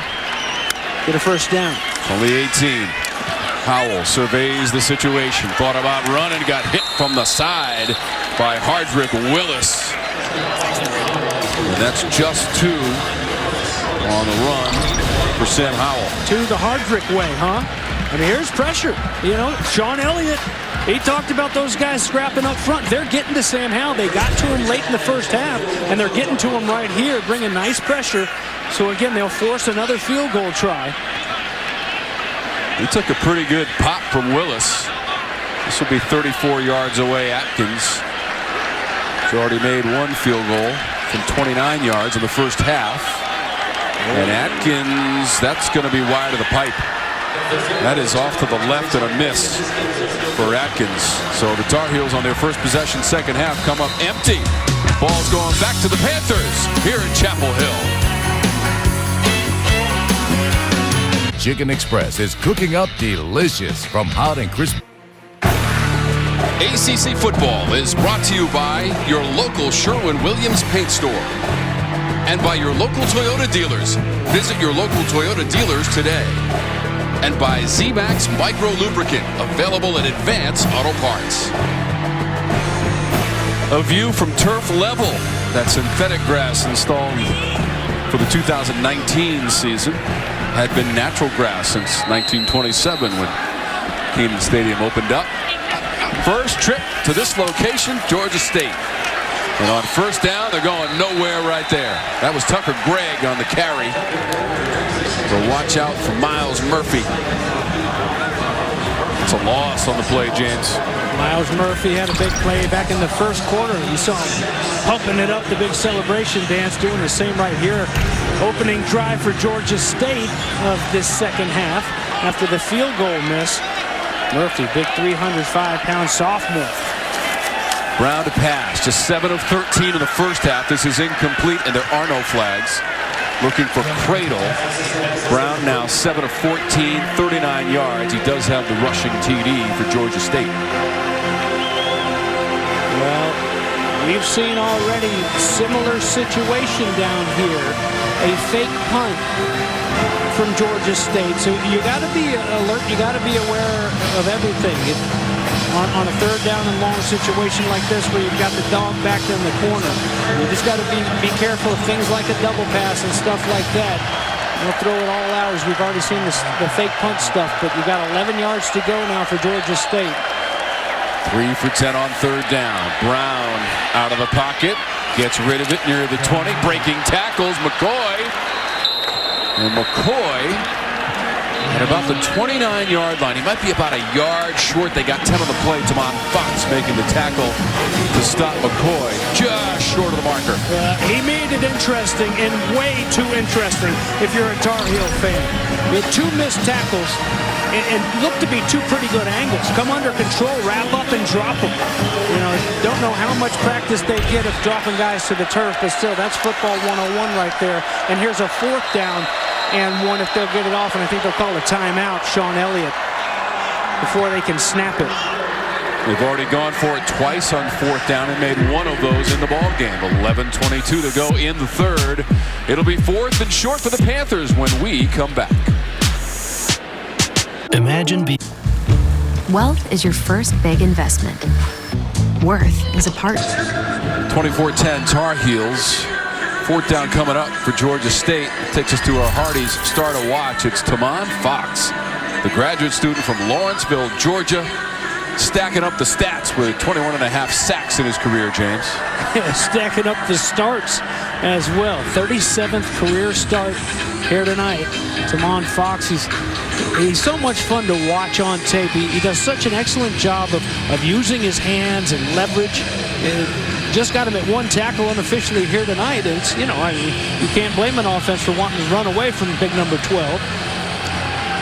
He had a sack last week in Blacksburg and went past LT on the all-time list here at North Carolina for career sacks. 21.5 for Fox.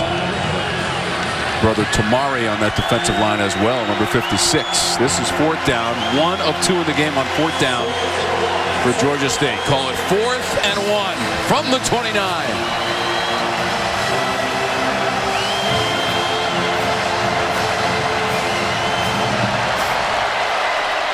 Brown hands it off.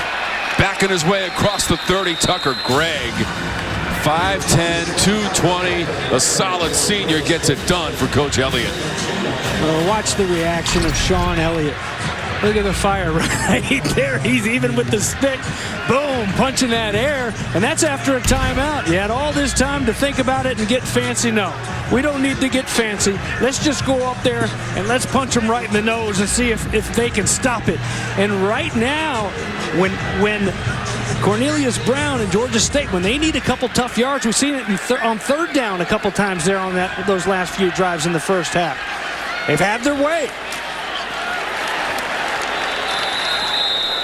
Coates with a loss of 1 on the carry. Ball at the 30.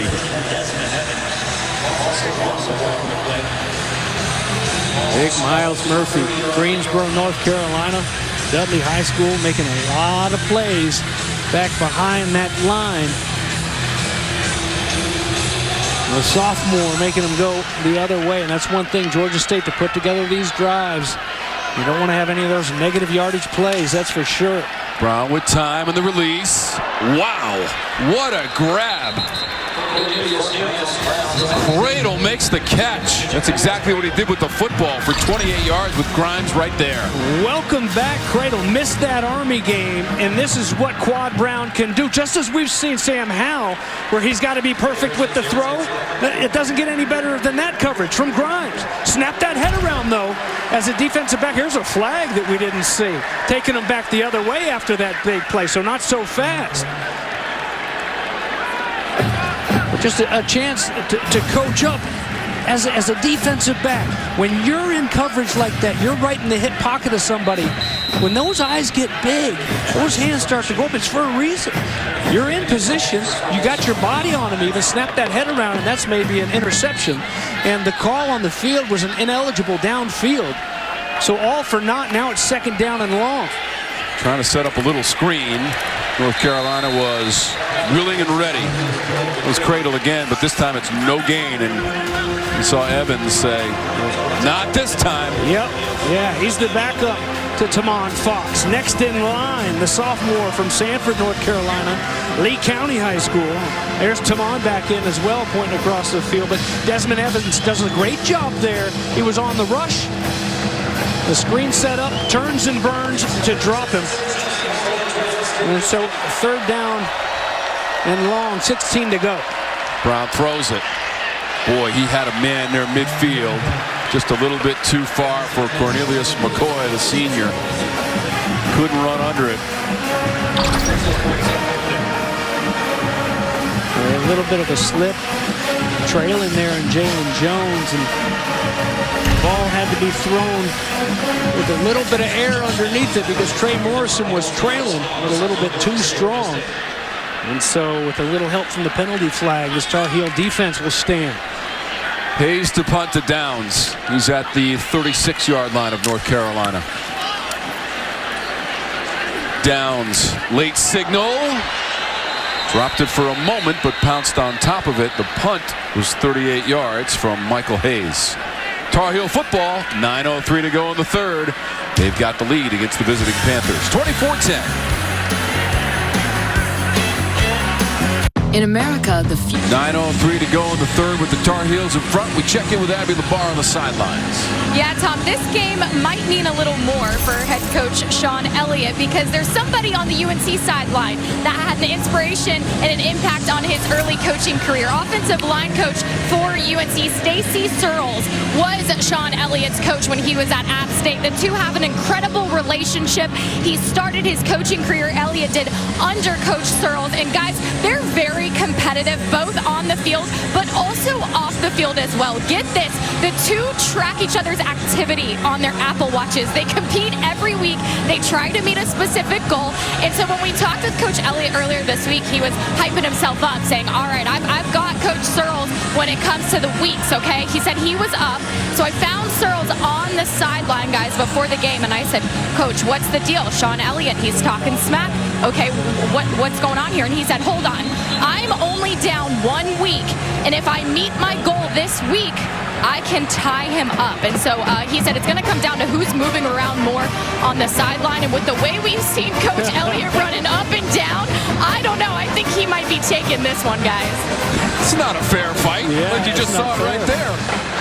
I can't imagine what Coach Searles the rest of his week is like. I mean, to watch Sean Elliott on a Saturday, that's tough to catch up with. He's getting his steps on that sideline for Georgia State. Great story, Abby.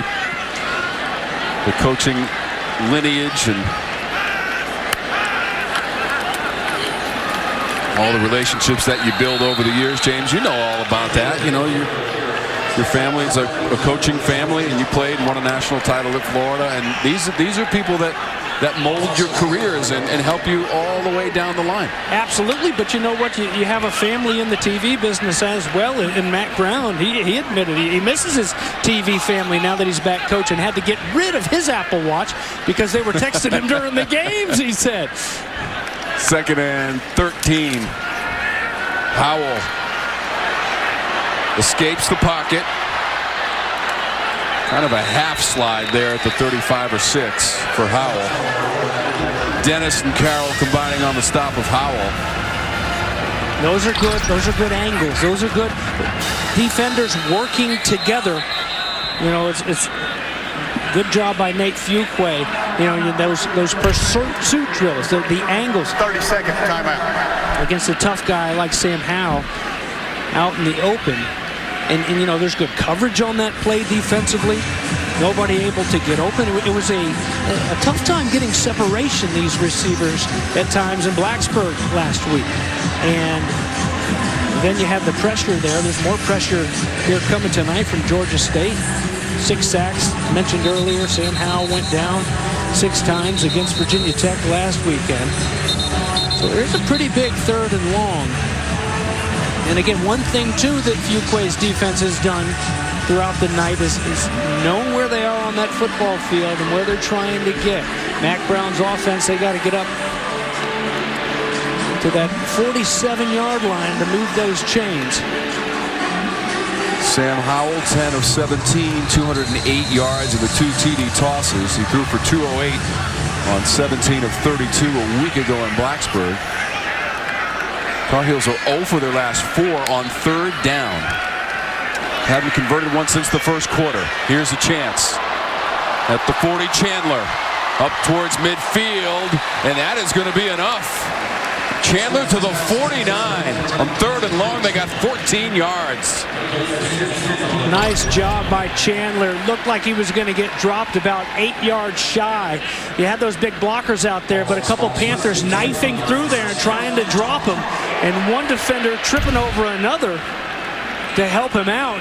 Move those chains. Big old first down. The ball's at midfield. Right at the 50 for the Tar Heels. Howell still has it. He's inside the 40 and dragged down. Chris Bacon on the tackle.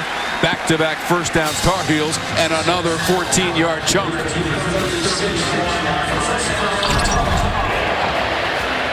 Just the whole way, that whole defense washes down, and this is just too easy. The pickup. I wonder what Chris Bacon's middle name is. If it starts with a P, Crispy Bacon, that's big time, man. That's like name of the year in college football. Sam Howell to his left. In space, Downs. Couldn't shake the defender. Got hit and dropped after a 9-yard gain. Downs, a sophomore, Sewanee, Georgia. All of a sudden, some traction offensively for this Tar Heel unit. Second and short. Howell. Downs. First down near the 16-yard line. Bacon and Lane taking down Downs. That's Lane, who is slow to get up. 12 yards on that play.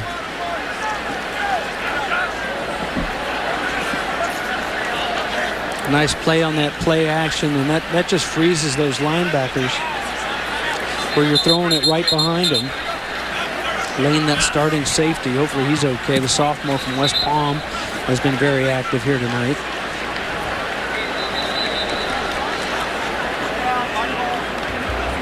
You got to respect that run as a linebacker, run first, and so it freezes you.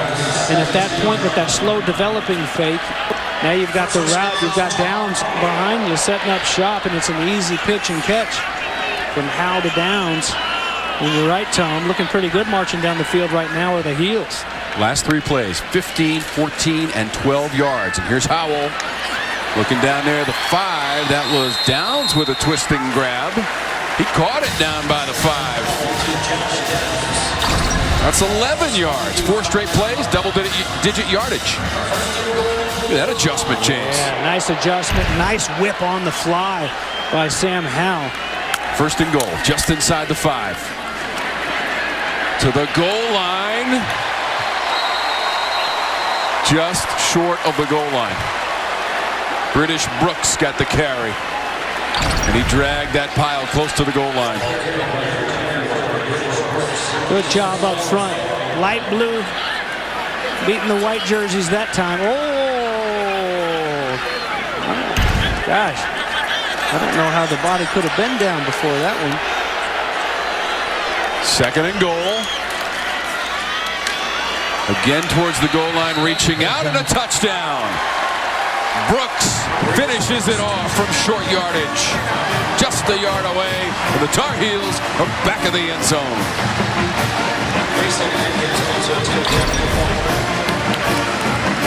Tar Heel fans like the way that one felt, driving right down the field and capping it off. There's the lunge over the top, and you see right there at the bottom of that pile, Brian Anderson, the center, who missed last week, back in action. He had his guys buried in the paint, his defender buried in the paint, and they went right over the top of him. So British Brooks slamming it in from a yard away, James.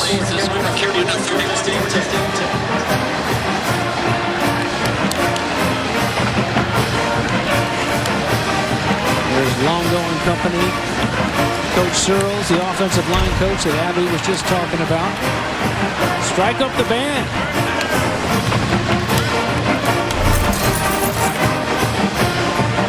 Time for our Yellowwood 5-star drive summary. 9 plays, just over 3.5 minutes.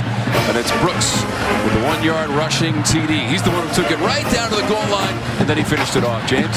Well, there was a little bit more balance to it. It was a big conversion on the 3rd down and long on the screen pass to Ty Chandler. A couple nice runs by Sam Howell in there.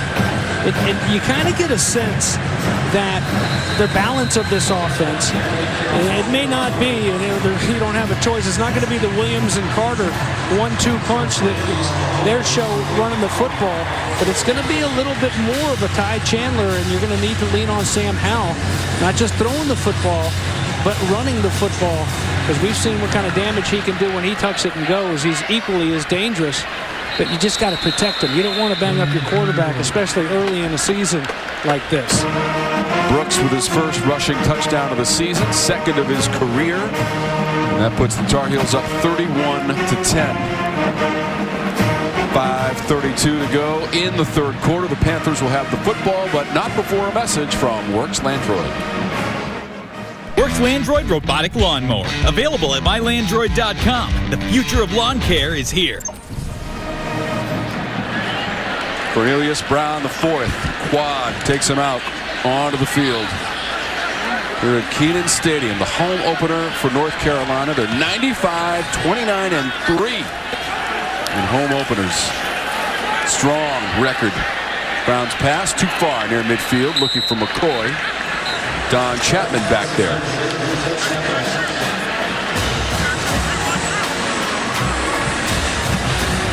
Tar Heels have won 9 of their last 10 home openers. Last year they went 8-4, 7-3 in conference play, 5-1 here at home. Made it all the way to the Orange Bowl, losing to Texas A&M 41-27. First major bowl game for Carolina since 1950 and the Cotton Bowl. Incomplete over the middle for Georgia State, and that was McCoy again. There's an all-Sun Belt player. I mean, Cornelius McCoy, a senior from Deerfield Beach. It just can't happen. You can't beat a top 25 team in their house dropping the football. And there haven't been as many as of late for Sean Elliott's team. Early in the game, there were quite a few. That one's just a first down and a whole lot more, and you're marching and moving those chains, and instead, now you're 0 for 5 on the last 5 third downs. You got to come up with a big one. This will be short. Dixon made the catch. Morrison made the tackle. Just 3 yards on the play, and 4th down for Georgia State.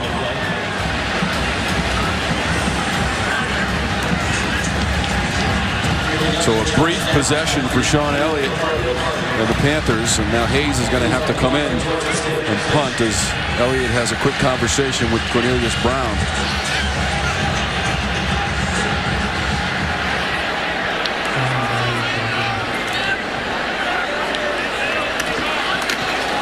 Downs is deep, has to backtrack, wants the fair catch and makes it, backtracking inside the 25. The punt from Hayes was 47 yards. Well, coming up, we've got the 4th, presented by CPI Security. You want to stick around for the 4th because you just never know what you're going to see in the 4th with James Bates as our star performer.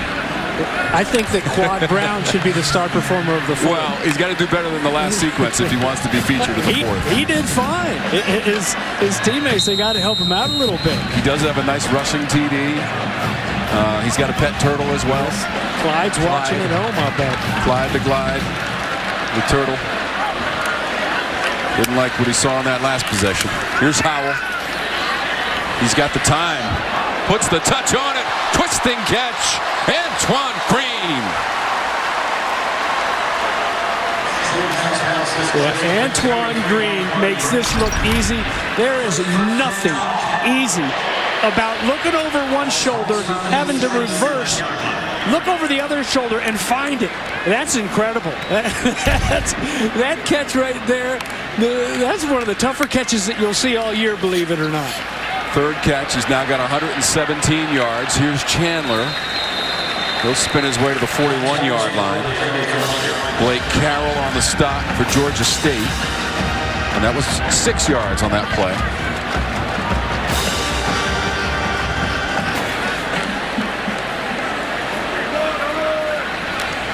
So we're inside of 4 minutes to go in the 3rd quarter. Howell to the 30, Josh Downs. First down and a flag. They're going to mark him at the 31. A flag came flying in. It'll be 10 yards on the play if it stands. Personal foul. Face mask. Defense, number 12. 15 yards. First down. Panther defense starting to get a little bit frustrated. Here you see the end of it. You're just flying in there and trying to make something happen and drop the ball carrier. Grabbing the face mask along the way and costing the team a little bit. That was Tyler Gore, senior from North Myrtle Beach. But that's a perfect example. Looking at Josh Downs, that's a ball that's thrown in there hard. It's not super easy, but you go up and you secure it. You want it more than everybody else on the field, and that hasn't always been the case for Georgia State. But Josh Downs, one of the hardest workers, maybe the hardest worker, they say, on this North Carolina team. You know, there's some want-to in that. That's the way you got it. That's the only way to win football games, especially as the competition gets tougher and tougher. 6 catches for Downs for 58 yards from Sam Howell. North Carolina in the CPI security red zone. Howell, the fake and the throw, front pylon. Play is called incomplete. There is a flag there. Joffrey Brown was the receiver for North Carolina. Pass interference. Defense, number 27. Ball replaced at the 2-yard line. First down. 27 is Jalen Jones for Georgia State.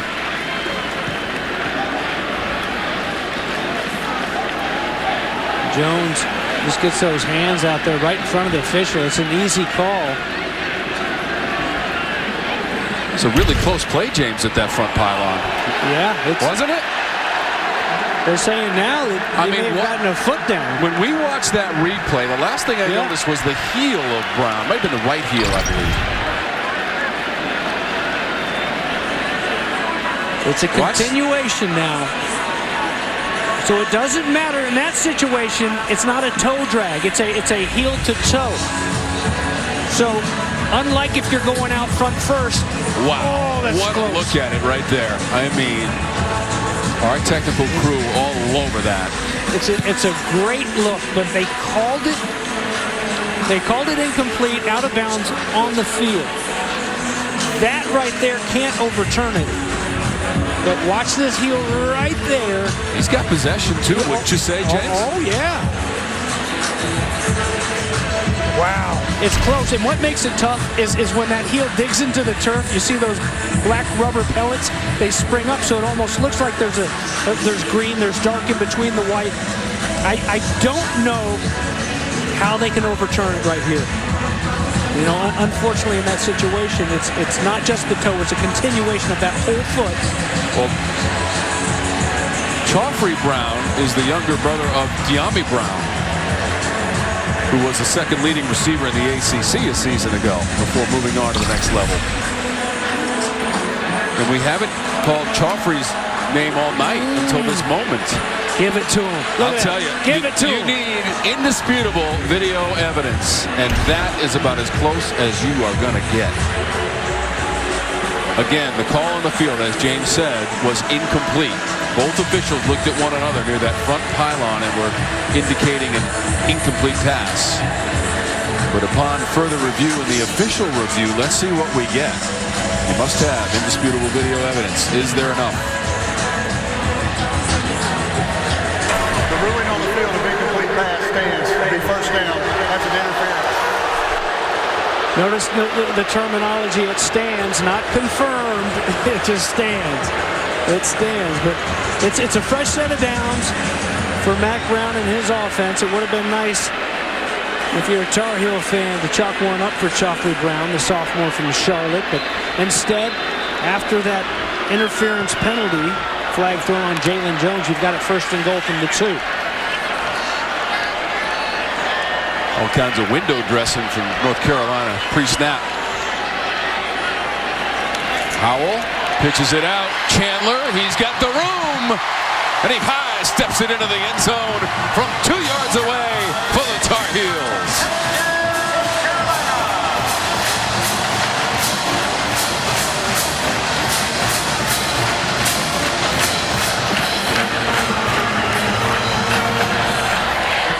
We mentioned that window dressing, and after they get them all shifted around, the only person that's got a chance is Jontre Hunter. But even he can't flatten out and go catch Ty Chandler. Nice play call by Phil Longo, making it easy, trotting to the end zone.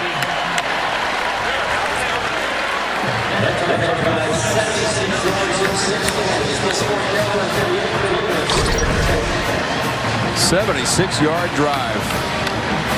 Oh, I think Longo he might have gotten a nape trim at halftime. Did he get his hair cleaned up? High and tight. Always. 2:46 to go, and the Tar Heels drive goes 5 plays, a minute and 49 seconds. And it's Ty Chandler with the 2-yard TD run. First of the season for Chandler. So now North Carolina's extended its lead to 38-10 after leading 24-10 at halftime. A 1-yard run from Brooks, and now the Chandler 2-yard run. That's the scoring in this third quarter, late in this period.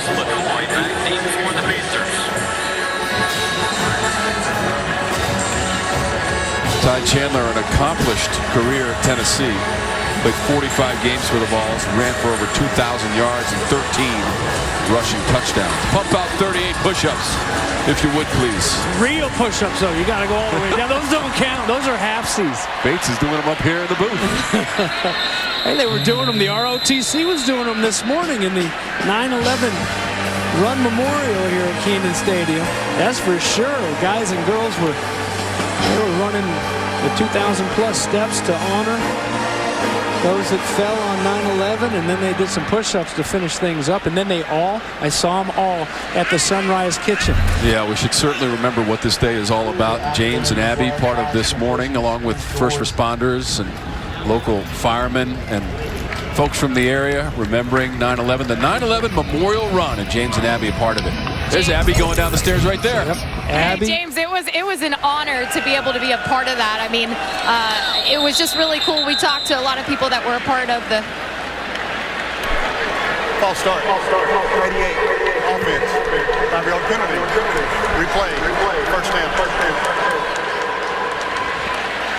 Go ahead, back to what I was saying. But James, you and I, we were able to meet a lot of the members of UNC ROTC, and we saw some firefighters who did the stair run in their full gear. So it was just a really powerful moment for us to be able to witness that. Yeah, it was really special. They had some folks that volunteered back on September 11th, 2001. As this ball goes incomplete, and it spoke to everybody. And there's a flag late. Coming down, also an injured Tar Heel. Hollins is down for North Carolina. But you know, it's interesting, Abby, and we take a defense, number 15, 15-yard foul, first down. The majority, as you mentioned, there'll be a 15-yard penalty. The majority of the folks that were out there, 2,000 plus, I think the number was, most of them were college students. ROTC, lacrosse was out there. The men's and women's swimming and diving team was out there. And you know, and these are kids, if they were even born at the time. And for them to sit there before they all went and ran the stairs to honor those, they got a bit of a history lesson on some of the people that went running to the towers, drove up there from North Carolina to go help. And yeah, you're right. It was really special to be a part of that special memorial Mac run. Brown told us this week that he had to show his kids video of it because, yeah, it's a history lesson, and he wanted them to feel the impact. That was a great catch. We scored on the next play. 38-10 Tar Heels. We'll come back in just a moment. The day that JD was injured, I had woke up to a odd phone call. It was Williams. Tom, during that break, Day Hollins was helped off. The defender that was down, the guy the coaches said played as good as anybody in that opener they lost to Virginia Tech. He's in the tent right now. Abby told us earlier about Jaquarius Conley. He was injured. Secondary, they got to keep those guys healthy. Brown's pass is incomplete, just beyond the 45-yard line to Cornelius McCoy. So now the Panthers staring down 3rd and long once again for Sean Elliott.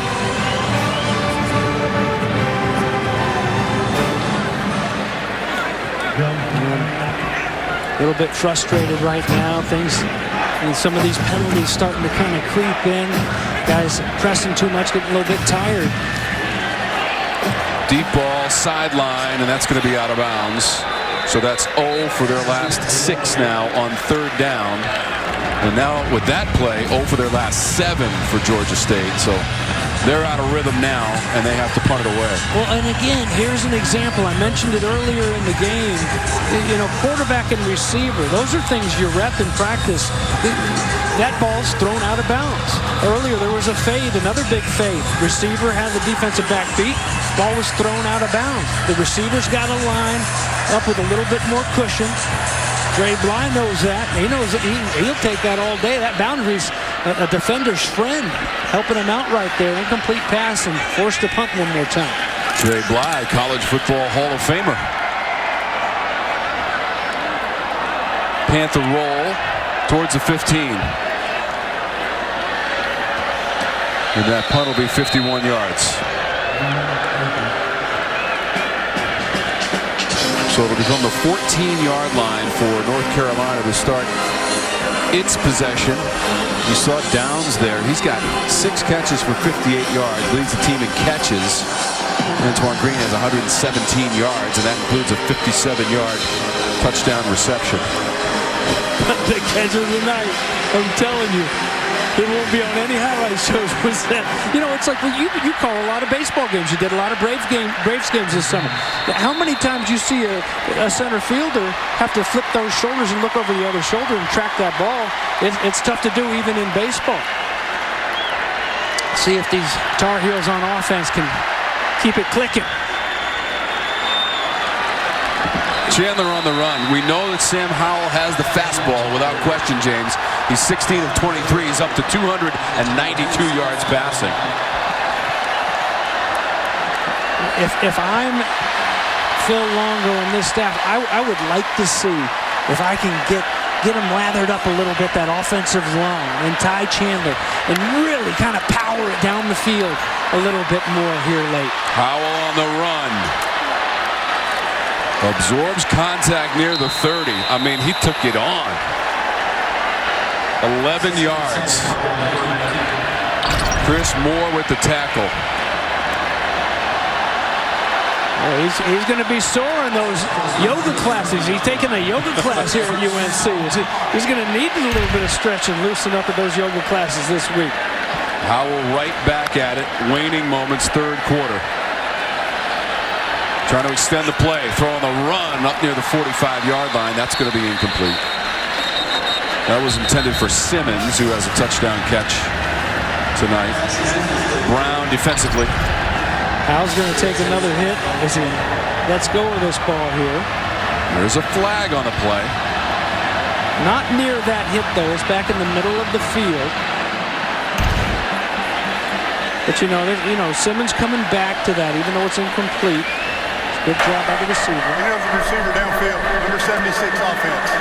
5-yard penalty, previous spot. Replay. 1st down. So the 2 TD passes for Howell tonight, and that brings his total up to 71. He passed Darian Durant last week, who set the record for career TD passes back in 04 with 68. And the Tar Heels did not have a rushing touchdown last week. They've got 3 tonight, including one from Howell. Brooks as well, and Chandler just a moment ago from 2 yards away. Both of those rushing TDs in the 3rd quarter. That's completed to 30. Spinning away. Morales. 13 yards for Mari Morales in his 4th reception. Makes me wish that Bo Corrales was playing so I could say Morales and Corrales combining. Here's Howell right up the middle, across the logo, at the 40. Howell trying to break away, down the sideline. Sam Howell to the end zone.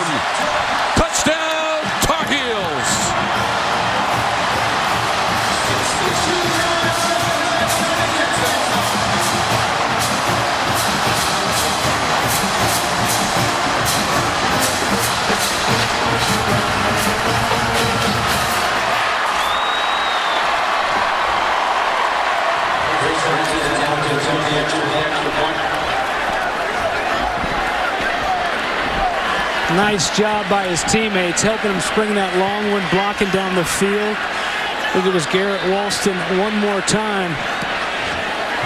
Sam Howell, you mentioned him, how he did it through the air in this game so far. Boy, he's taking some hits. But here's a home run hit, tucking it and going. Lead behind Ty Chandler, leading the way. And then it's all up to number 7, 62 yards out. Javonte Williams, Michael Carter, who? There's your new running back. Doing some damage on the ground along with Ty Chandler, and Phil Longo is pretty fired up about his junior quarterback right now. Big hug from his starting center, Brian Anderson. Longo gave it the fist bump. Also, Justin Olson was out there leading the play as well, James, and had that very last block to spring Howell down the sideline. The career-high 104 rush yards and the 2 rushing TDs for Howell. That last one of 62 yards and the one that opened up the scoring in the first quarter of 22 yards for Howell. What a night it's been for him. 2 TD passes, 2 TD rushes. We got a new push-up guy doing this 45. He's doing a better job than the 38 guy did. So at one point, this was a 21-10 ball game. A late field goal by Atkins made it 24-10 at halftime. And the second half has been all Tar Heels with 3 rushing touchdowns in this third quarter with 8 seconds to go. I don't think that's going to slow down Sean Elliott and this Panther team whatsoever. They're trying to avoid an 0-2 start, but they're in a 45-10 hole late in the third, James. Well, and they too, like we talked about, North Carolina trying to find some sort of rhythm that they propelled themselves into this week of practice and on to Virginia next weekend. I mean, they've got a Charlotte team that beat Duke last weekend. Charlotte's a pretty good team, and then they're at Auburn, another Power 5 matchup. So they want to have a little feel-good too, even though a whole lot of room to make up in a 45-10 ball game against this USC team as we head to the field. So Mac Brown and the Tar Heels have the lead, 45-10, end of 3 in Chapel Hill.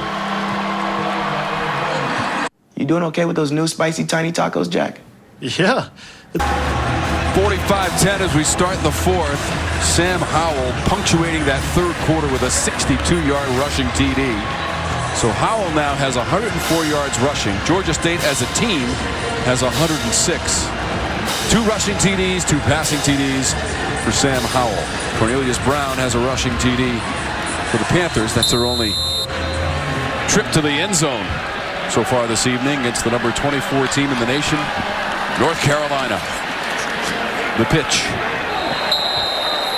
Marcus Carroll. As we start the fourth, we take a look at the numbers through our first 3 quarters, dominated by North Carolina.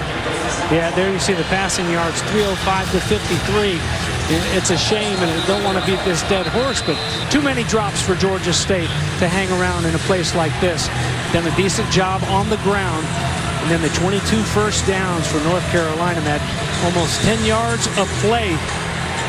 The big plays starting to add up, and Georgia State already without the services of Cradle in game 1.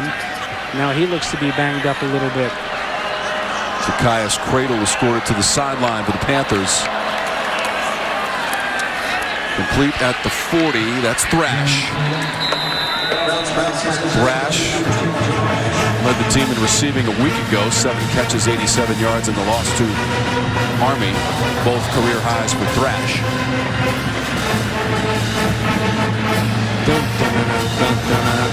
It's a good Snoop song. I ride with no limit, and I'm down for the cause. And having a good time. Everybody having a good time back in Kenan Stadium.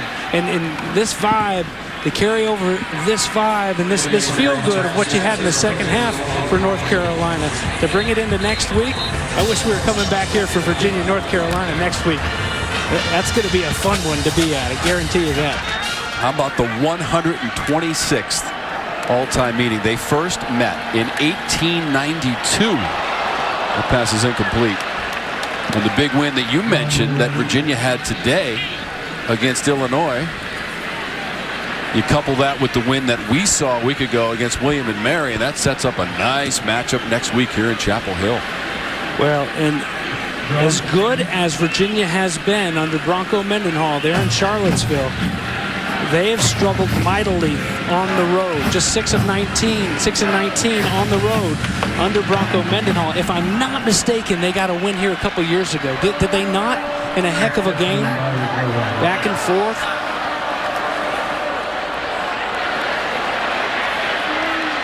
That pass is intercepted. Intercepted down the sideline. Eccles. He'll go to the end zone on the return. Touchdown, Carolina.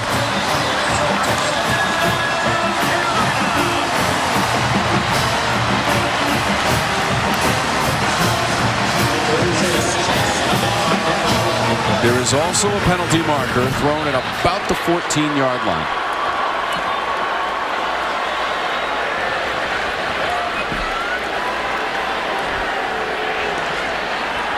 Flag down. They'll check to see. The ruling on the field is a touchdown. The previous play is under further review. It's Power Eccles, the freshman, with the interception and return. If it stands, it's going to be a 57-yard touchdown return on the interception. In Texas, there's only one way to say,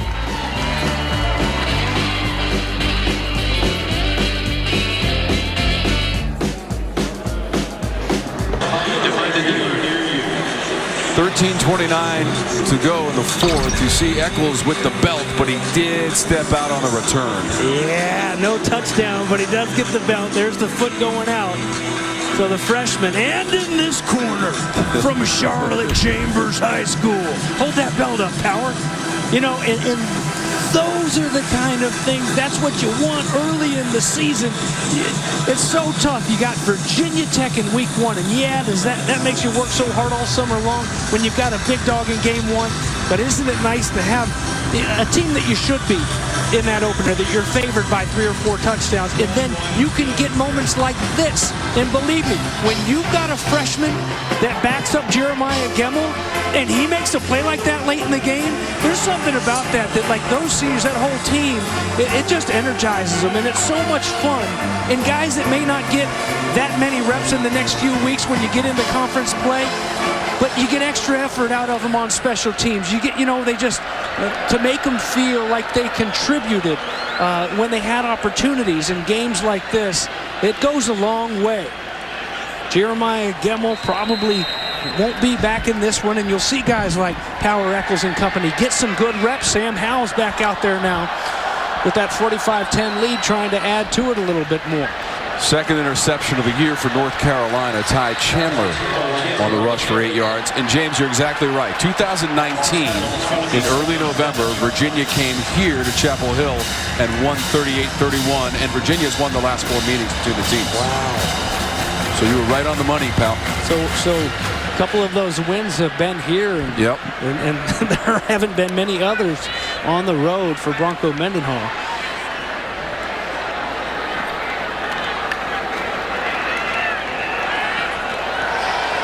Howell's pass near the sideline. That was Justin Olson. That's 11 yards on the play. First down for North Carolina, and his first catch of the night.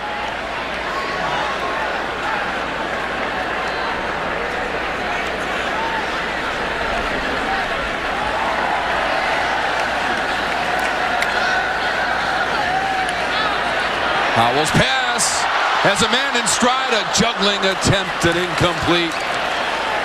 Joffrey Brown just on the fingertips. Cameron Sims was trying to defend. Just moments ago, Tom, he's down at the other end. This one got tipped a little bit, wobbling going in there, and maybe that's why it was a little bit tougher. And what was a perfectly placed football for Joffrey Brown, he couldn't hang on to it, but down at the other end, he had the incredible catch, almost got his foot down in the end zone. And that one was just a little bit too easy, but it came wobbling in there and wasn't able to hang on. Howell zips it over the middle. That's complete. Garrett Walston. First down, Carolina. 22 yards. Ball right near the 15-yard line. Now that was a fastball right there. Walston 6'4", James. A nice big target, 6'4", 250. Morales, they've got him listed at 6'1", but he looks a little bit taller than that to me. He's 250 as well, but a couple good-looking tight ends. A few more targets for Sam Howell to throw to. Comes to the other side at the 5 downs. Takes a couple of men to bring him to the turf. Taylor was the first man on the scene defensively in 10 yards. First and goal, Carolina. Now, one of the reasons here, we've talked about the youth and the talent that they have in this freshman class and sophomore class, like Josh Downs. You hear Howell scramble out that way. Throws it right to the goal line and in. Downs on his 8th catch of the night. 5 yards and a touchdown for the Heels.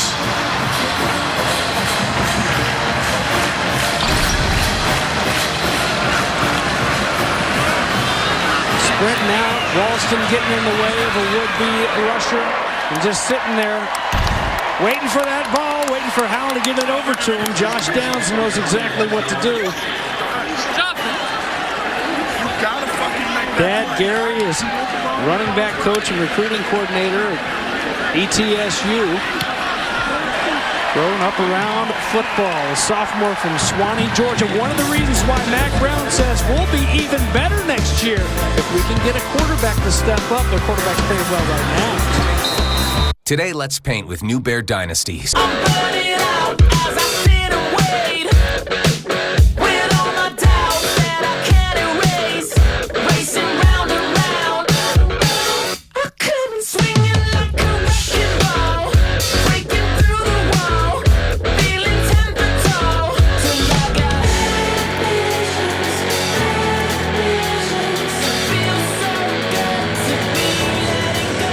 Pumping kind of night for North Carolina. Rocking to the tunes here at Kenan Stadium. Tom Wormy, James Bates having the bar on the sidelines. Sam Howell on the field. What a night. 3 passing TDs, a couple of rushing TDs. And James, that's now 15 times in 27 games. 3 or more passing touchdowns in a game for Howell. Over half of the games in a Carolina uniform, 3 TD passes or more. Because he threw 6 against Wake Forest last year. That wasn't bad. That's where you get the nickname Slinging Sammy. I mean, just slinging it around the park. And you know, he gets into that rhythm as we've seen here early on tonight, and then a little bit of a rest from it, but in the second half. And he's scary good when he's just out there having fun and getting creative with that football in his hands, whether he's throwing it or running it. Time for Fresh Market. Discover the best quarterback comparison tonight. Brown against Howell. There you have it, the 21 completions on 29 attempts. Pretty good night for Sam Howell, as opposed to the 12 for 26. The 1 interception thrown by Cornelius Brown. Still not putting him in the end zone like last week, so kept out of the paint through the air. Georgia State. Granger has come in at quarterback for Georgia State. Darren Granger, 6'4", 202, a junior from Conway, South Carolina. Out on the South Carolina coast. Oh, yeah? Okay, he started his college ball at Furman. Coastal Carolina's out that way. Furman's down in Greenville, South Carolina. Coastal Carolina, the defending Sun Belt champions, had a lot of fun letting those mullets fly around last year in the Sun Belt Conference. They had a lot of fun last night. A nice win for them over the Kansas Jayhawks. Looked pretty good. That is complete for a first down and more. Lewis. It's 17 yards. It's Granger. It's Lewis. We told you about Pitt's win against Tennessee, ACC against SEC earlier today, 41-34. NC State taking on Mississippi State tonight. That's a 24-3 game in favor of Mississippi State right now. And that is late in the fourth. It's a deep pass by Granger down the sideline, trying to drop it in there, incomplete. This is exactly what I was talking about earlier. Nice job, Kyler McMichael. We can see another shot there. Watch number 1. You know, you're in position. You've been there in practice. Those eyes get big by number 9, the receiver. Hey, here's the ball. Eyes are big, looking for that ball. Snap that head around. Give yourself a chance to make a play. Perhaps an interception. Good job by the junior from Atlanta. Looking for Jacob Freeman on that previous play, incomplete. Granger steps up, lets it go at the 45. Terrence Dixon, 5 yards.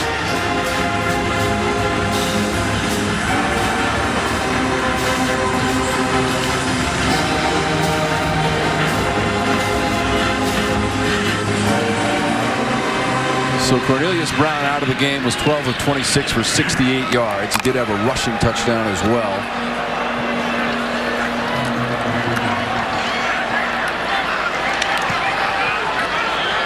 Close to a first down near that 40-yard line. Robert Lewis. And that is going to be enough. Sticks are moving for Georgia State. Clock is also moving. 9-12 and counting in the fourth. Nice job by the tight end, Roger Carter, on that last one. Helping to make it happen. You know, Granger caught by the ankles, goes down, just 3. Sorry, Tom. And just as we talked about earlier, Power Echols with that interception and how much fun it is for those youngsters to make big plays like that later in some of these early games. Games will get a little bit lopsided. At the same time, there's a lot of pressure. You don't want to go out there, you know, shutout or not. You hear it a lot of times. Oh, they want to make sure they preserve the shutout. You don't want any more points on that board. And those older guys are making sure that they know it. So you don't want to let them march down the field like this, even though they're not going to win it. Granger trying to get to the end zone, diving for the pylon. They're going to mark him out near the 2. What an effort. How about the move he made to extend that play? And Freeman was out there making a block, diving for the pylon, but they said he was out of bounds. Oh, this may be worth a look right here. You know, and I think this effort here, and you see his teammate, the offensive lineman, was it Bartlett, Pat Bartlett maybe, that ran down there? Got an injured player on the field. We'll check and see if he made it in or if he's inside the 5 and on that injured player when we come back. This is the great state where you'll find hearts bigger, beating truer, and always wide open. Country miles with... Tail end of this play on the run by Granger, and watch Giovanni Biggers, 27, Carolina Blue, trying to make the tackle. Looks like he gets kicked in the thigh, and then Granger dives for the pylon. So we got a couple of things to sort out here. They're not asking to review the out of bounds, so it will be first and goal for Georgia State. But you know, the Biggers, guessing it's a Charlie horse sort of injury, but still it's something that nags, and that if that is the case, that would make it 3. Those defensive backs banged up a little bit here tonight. Conley, Collins, and Gio Biggers. Sean Elliott, you know, the positive energy that he came out of that halftime locker room with, his team continues to play with. And there's something to be said about that, I think. Looking at 52-10 right now with 8 minutes left to go. Continuing to fight here. Panthers take it into the end zone with Marcus Carroll. Just a 2-yard run to finish it off after Granger had taken it 36 yards down to the 2. And the Panthers had their second score of the night into the end zone.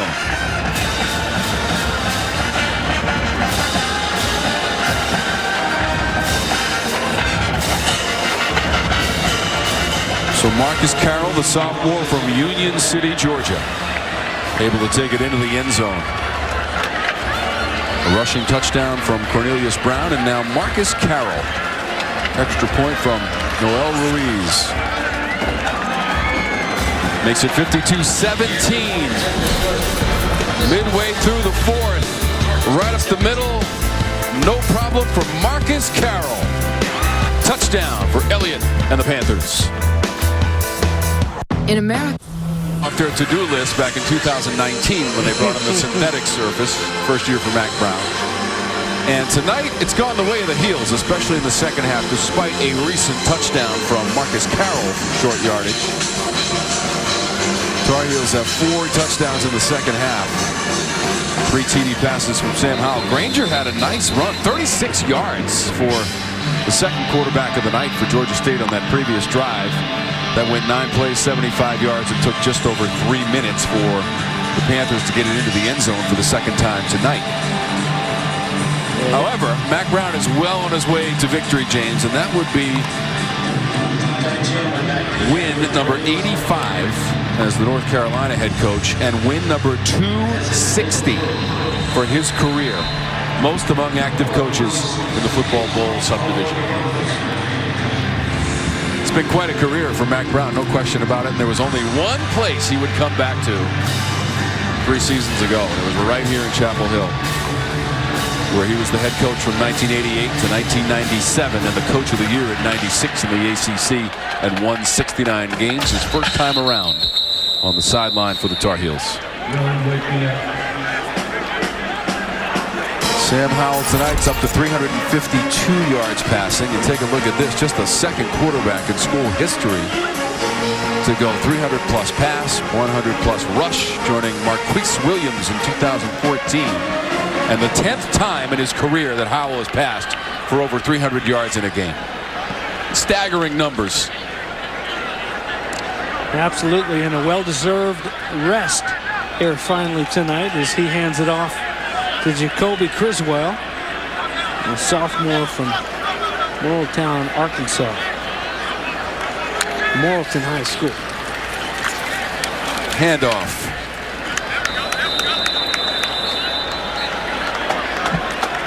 Just a couple of yards in the run game.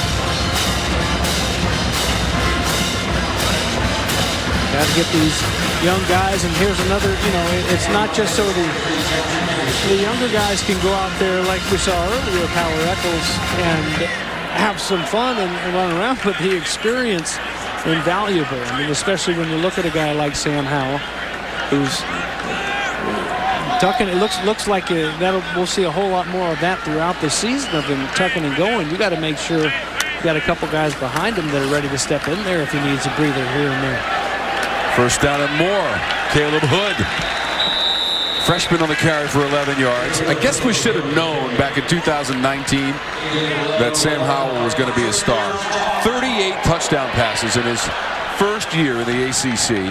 That was the best in the conference, an ACC freshman record, and first among freshmen in the entire country, James. Well, the head ball coach here, Mac Brown, certainly knew it, because as soon as he took the job, Sam Howell, a then commitment to Florida State University,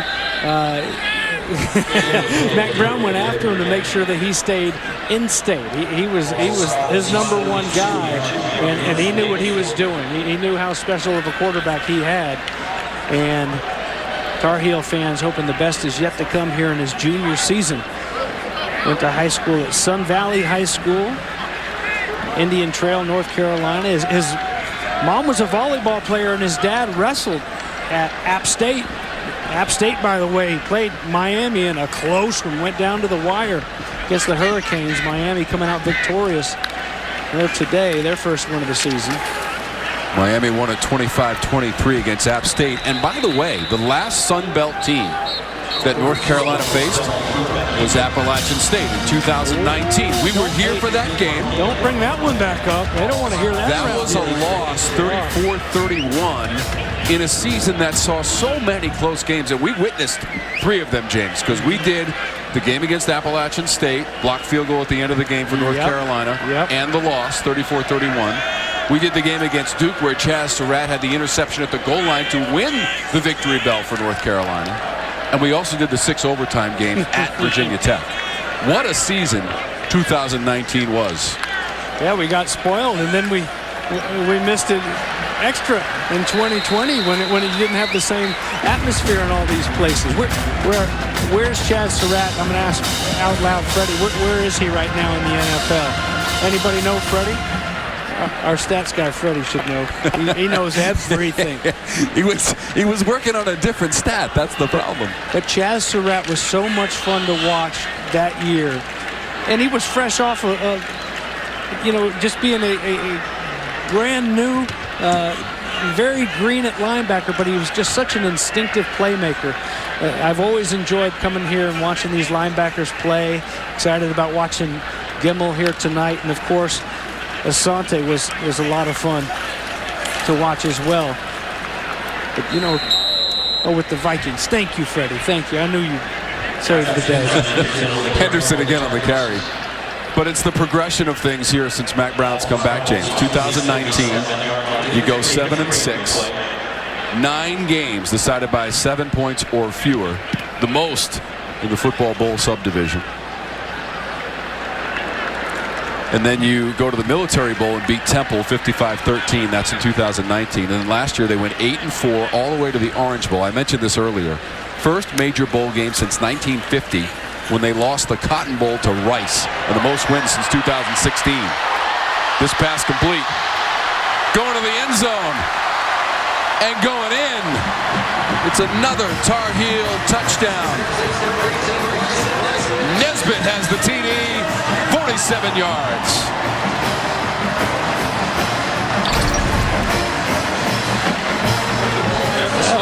We mentioned the other 2 tight ends. Here goes Nesbitt. Get him the ball out in the open field, and look how nifty he can get. Pumping the brakes, sending guys flying, and an easy stroll right into the paint. And how about the youngster? Criswell's pretty fired up, as he should be.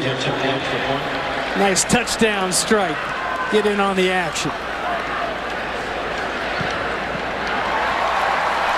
Nesbitt from Charlotte, North Carolina, South Mecklenburg High School.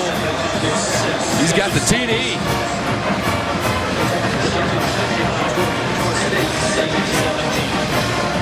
(59-17). 4:03 to go in regulation. Look at all the students hanging around. They're not going anywhere. They've been waiting a long time for this one, James. A long time.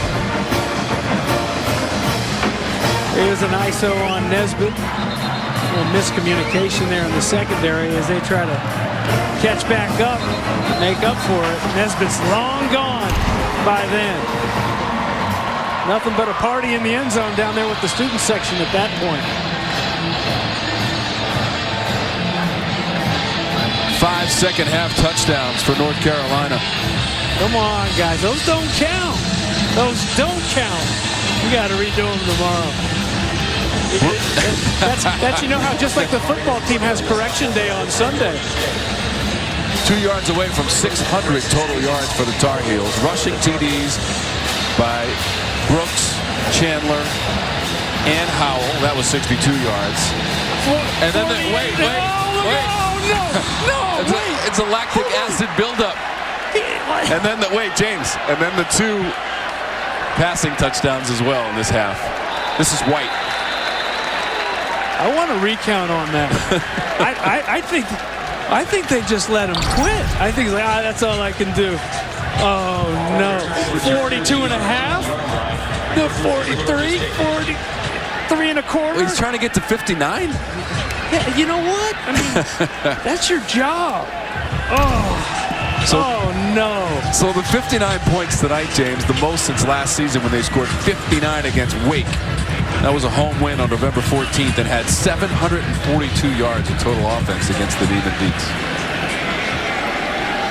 They also scored 56 points at Duke last season. Won the victory bell for the 2nd straight year. After they'd won here in 2019 in the game that we referenced and got the call. And by the way, James, it's just a thrill to be back again this season. Tom Wormy, James Bates, Abby LeBar, outstanding production crew with you from Chapel Hill, North Carolina, with the fans. We had it last week in Virginia. Wonderful way to start the season, and here we go, week 2. North Carolina is going to have a big win Will be win number 260 in the illustrious career of Mack Brown, Carolina head coach. Georgia State made it interesting, James. In the second quarter, it was 21-10 for a moment. Now it's 59-17. Well, and I wish Sean Elliott and his crew the best of luck as they get into their Sun Belt play. And they've got Charlotte next week, and then they're at Auburn, another tough one. But that positive energy and that fight, that'll win them a few games in their league this year. And a couple of the tough ones are behind them, but gosh, to open up with Army, I wouldn't wish that on anybody, and they got to do it, I think, 2 more times in the next few years. So look out. But one thing he does have, we saw Cornelius Brown go, good-looking quarterback, the sophomore, and Darren Granger. I mean, he can run in the open field and swing it around a little bit. You can see why they opened up the competition even after the year that Brown had last year. But here's something interesting that we got last week at Virginia. This guy right here, you can tell when he runs, when he's in the open field, you got to have him out there on the field. When you have a guy that can contribute like this, don't have him on the sidelines. Put him out there. Find a position for him. But like they do up at Virginia, we see a lot of that. Those quarterbacks that they know can make plays. Keaton Thompson is the perfect example. Robert and I, the offensive coordinator, said he lost the quarterback job to Brennan Armstrong, but he's not standing here next to me. He's too valuable, and so maybe that's something that they can do at Georgia State is get creative with number 3. If number 4 is going to be the guy all season. Brennan Armstrong, who threw 5 touchdown passes in the 42-14 win at home against Illinois out of the Big Ten today for Virginia. That game was at 11 Eastern. How about that? Yeah, that was. Yeah. I mean, first game of the day, they were batting leadoff. We used to always play back at Florida, Tom. We used to play a noon game Eastern that was on Jefferson Pilot all the time, but it would be played at Auburn at 11 as Georgia State calls a timeout. So Coach Spurrier used to tell us, he'd be so proud of this. He'd say, you guys, when we go over there to Auburn, don't set your watches back. Let those guys play at 11. We'll play at noon. we don't feel the effect. That was also the same trip that he told Wiley Rich. Wiley, just because they're both plaid doesn't mean they match, my man. Right after he said the prayer. How about that? Guy gets up and says a nice prayer. Man. He's making fun of his wardrobe. What a night it's been here at North Carolina. We started with an interview between Abby Labar and Lawrence Taylor. Yeah. LT in the house. Jeff Saturday was here as well. Lawrence Taylor, Pro Football Hall of Famer, class of '99. Jeff Saturday played in the mid-'90s, 2-time All-ACC player and a Super Bowl champ. A couple of Super Bowls for LT as well, and a big performance tonight. And Tamad Fox, who had a sack last week, went by LT on the all-time list here in North Carolina. That's a picture to treasure for many years to come if you're young Tamad Fox. Yeah. Well, and how about LT telling Abby Labar, hey, he might be better than me one day. He goes, I'm not saying he will, but he might. Lawrence Taylor, my dad coached at Texas Tech when I was a young whippersnapper, and it's the first time I ever remember my dad saying something to me where it's like, for like coaching. And I was like 5, 6 at this time, but I remember North Carolina went to Lubbock, Texas, and I remember my dad saying to me, now Jamie, you got to watch this guy. You got to watch this guy. Boy, he hurts people. I'll never forget it. He said that year about Lawrence Taylor, and Mike Singletary was playing for Baylor at the time. Also a Super Bowl champ for the Chicago Bears. Drake May is the new quarterback, and North Carolina has gone over 600 yards of total offense tonight. 59-17, 1:20 to go. That's Green on the carry, number 21.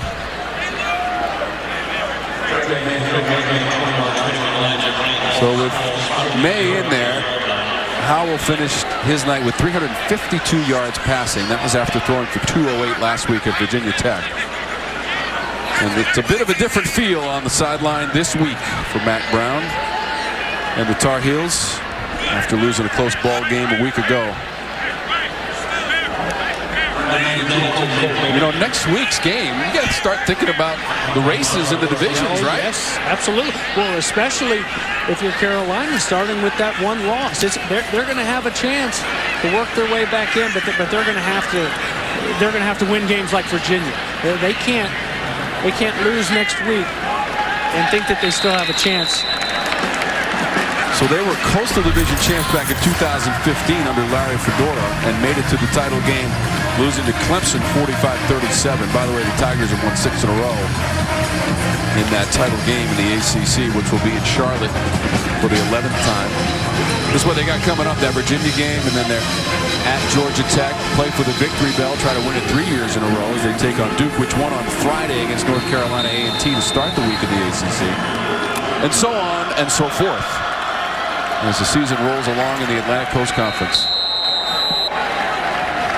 The 133rd season of college football here in Chapel Hill, North Carolina.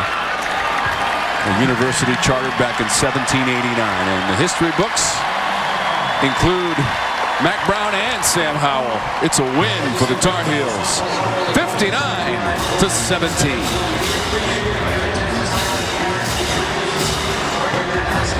Couple guys right there I wouldn't mind my son playing for. Sean Elliott and Mack Brown. Pleasantries right there. And off to the next week. Georgia State. They'll take on Charlotte. And Virginia coming to town for Mack Brown. If I'm Mack Brown and company tomorrow on Correction Day, we've got to be tough. We've got to be mean and nasty in those trenches all 4 quarters. If they do that, I think they can hang with anybody. But if they're going to take a couple quarters off from being nasty as an offensive line or as a defensive line, like we saw here tonight, even with this lopsided score, they're not going to beat many people. Well, Abby LeBar is with Coach right now. Coach, your offense exploded in the second half. Your quarterback, Sam Howell, leading that yet again. He continues to impress us. How does he continue to impress you? Abby, he's just who he is. We didn't have the game we wanted offensively last week, so it was really important for us to play better tonight, and we did. There were times we did in the first half, but we came out the second half and played really, really well. So it was a complete game tonight, and I'm excited about us moving forward. You're a very process-oriented team. You got the result you wanted, but as far as the process goes, what did you like the most about the process tonight in getting this win? I think defense played well. Kicking game was very solid. We had the block punt, and Sam was Sam. He can run it, he can throw it, and when we give him time, we have a chance every week. Congratulations, Coach. Thank you. Thank you, Abby. 260 career wins for Mack Brown, the most of any active coach in the Football Bowl subdivision. LT got to watch it, and next week we'll watch Western Michigan and Pitt. You want to check your local listings. We're going to start it at noon Eastern in the Steel City, and then at 7:30, Furman and North Carolina State again. Check your local listings for the game and time in your area. For James Bates, Abby LeBar, and our outstanding ACC college football production crew, I'm Tom Wormy saying so long from Chapel Hill, 59-17, Tar Heels.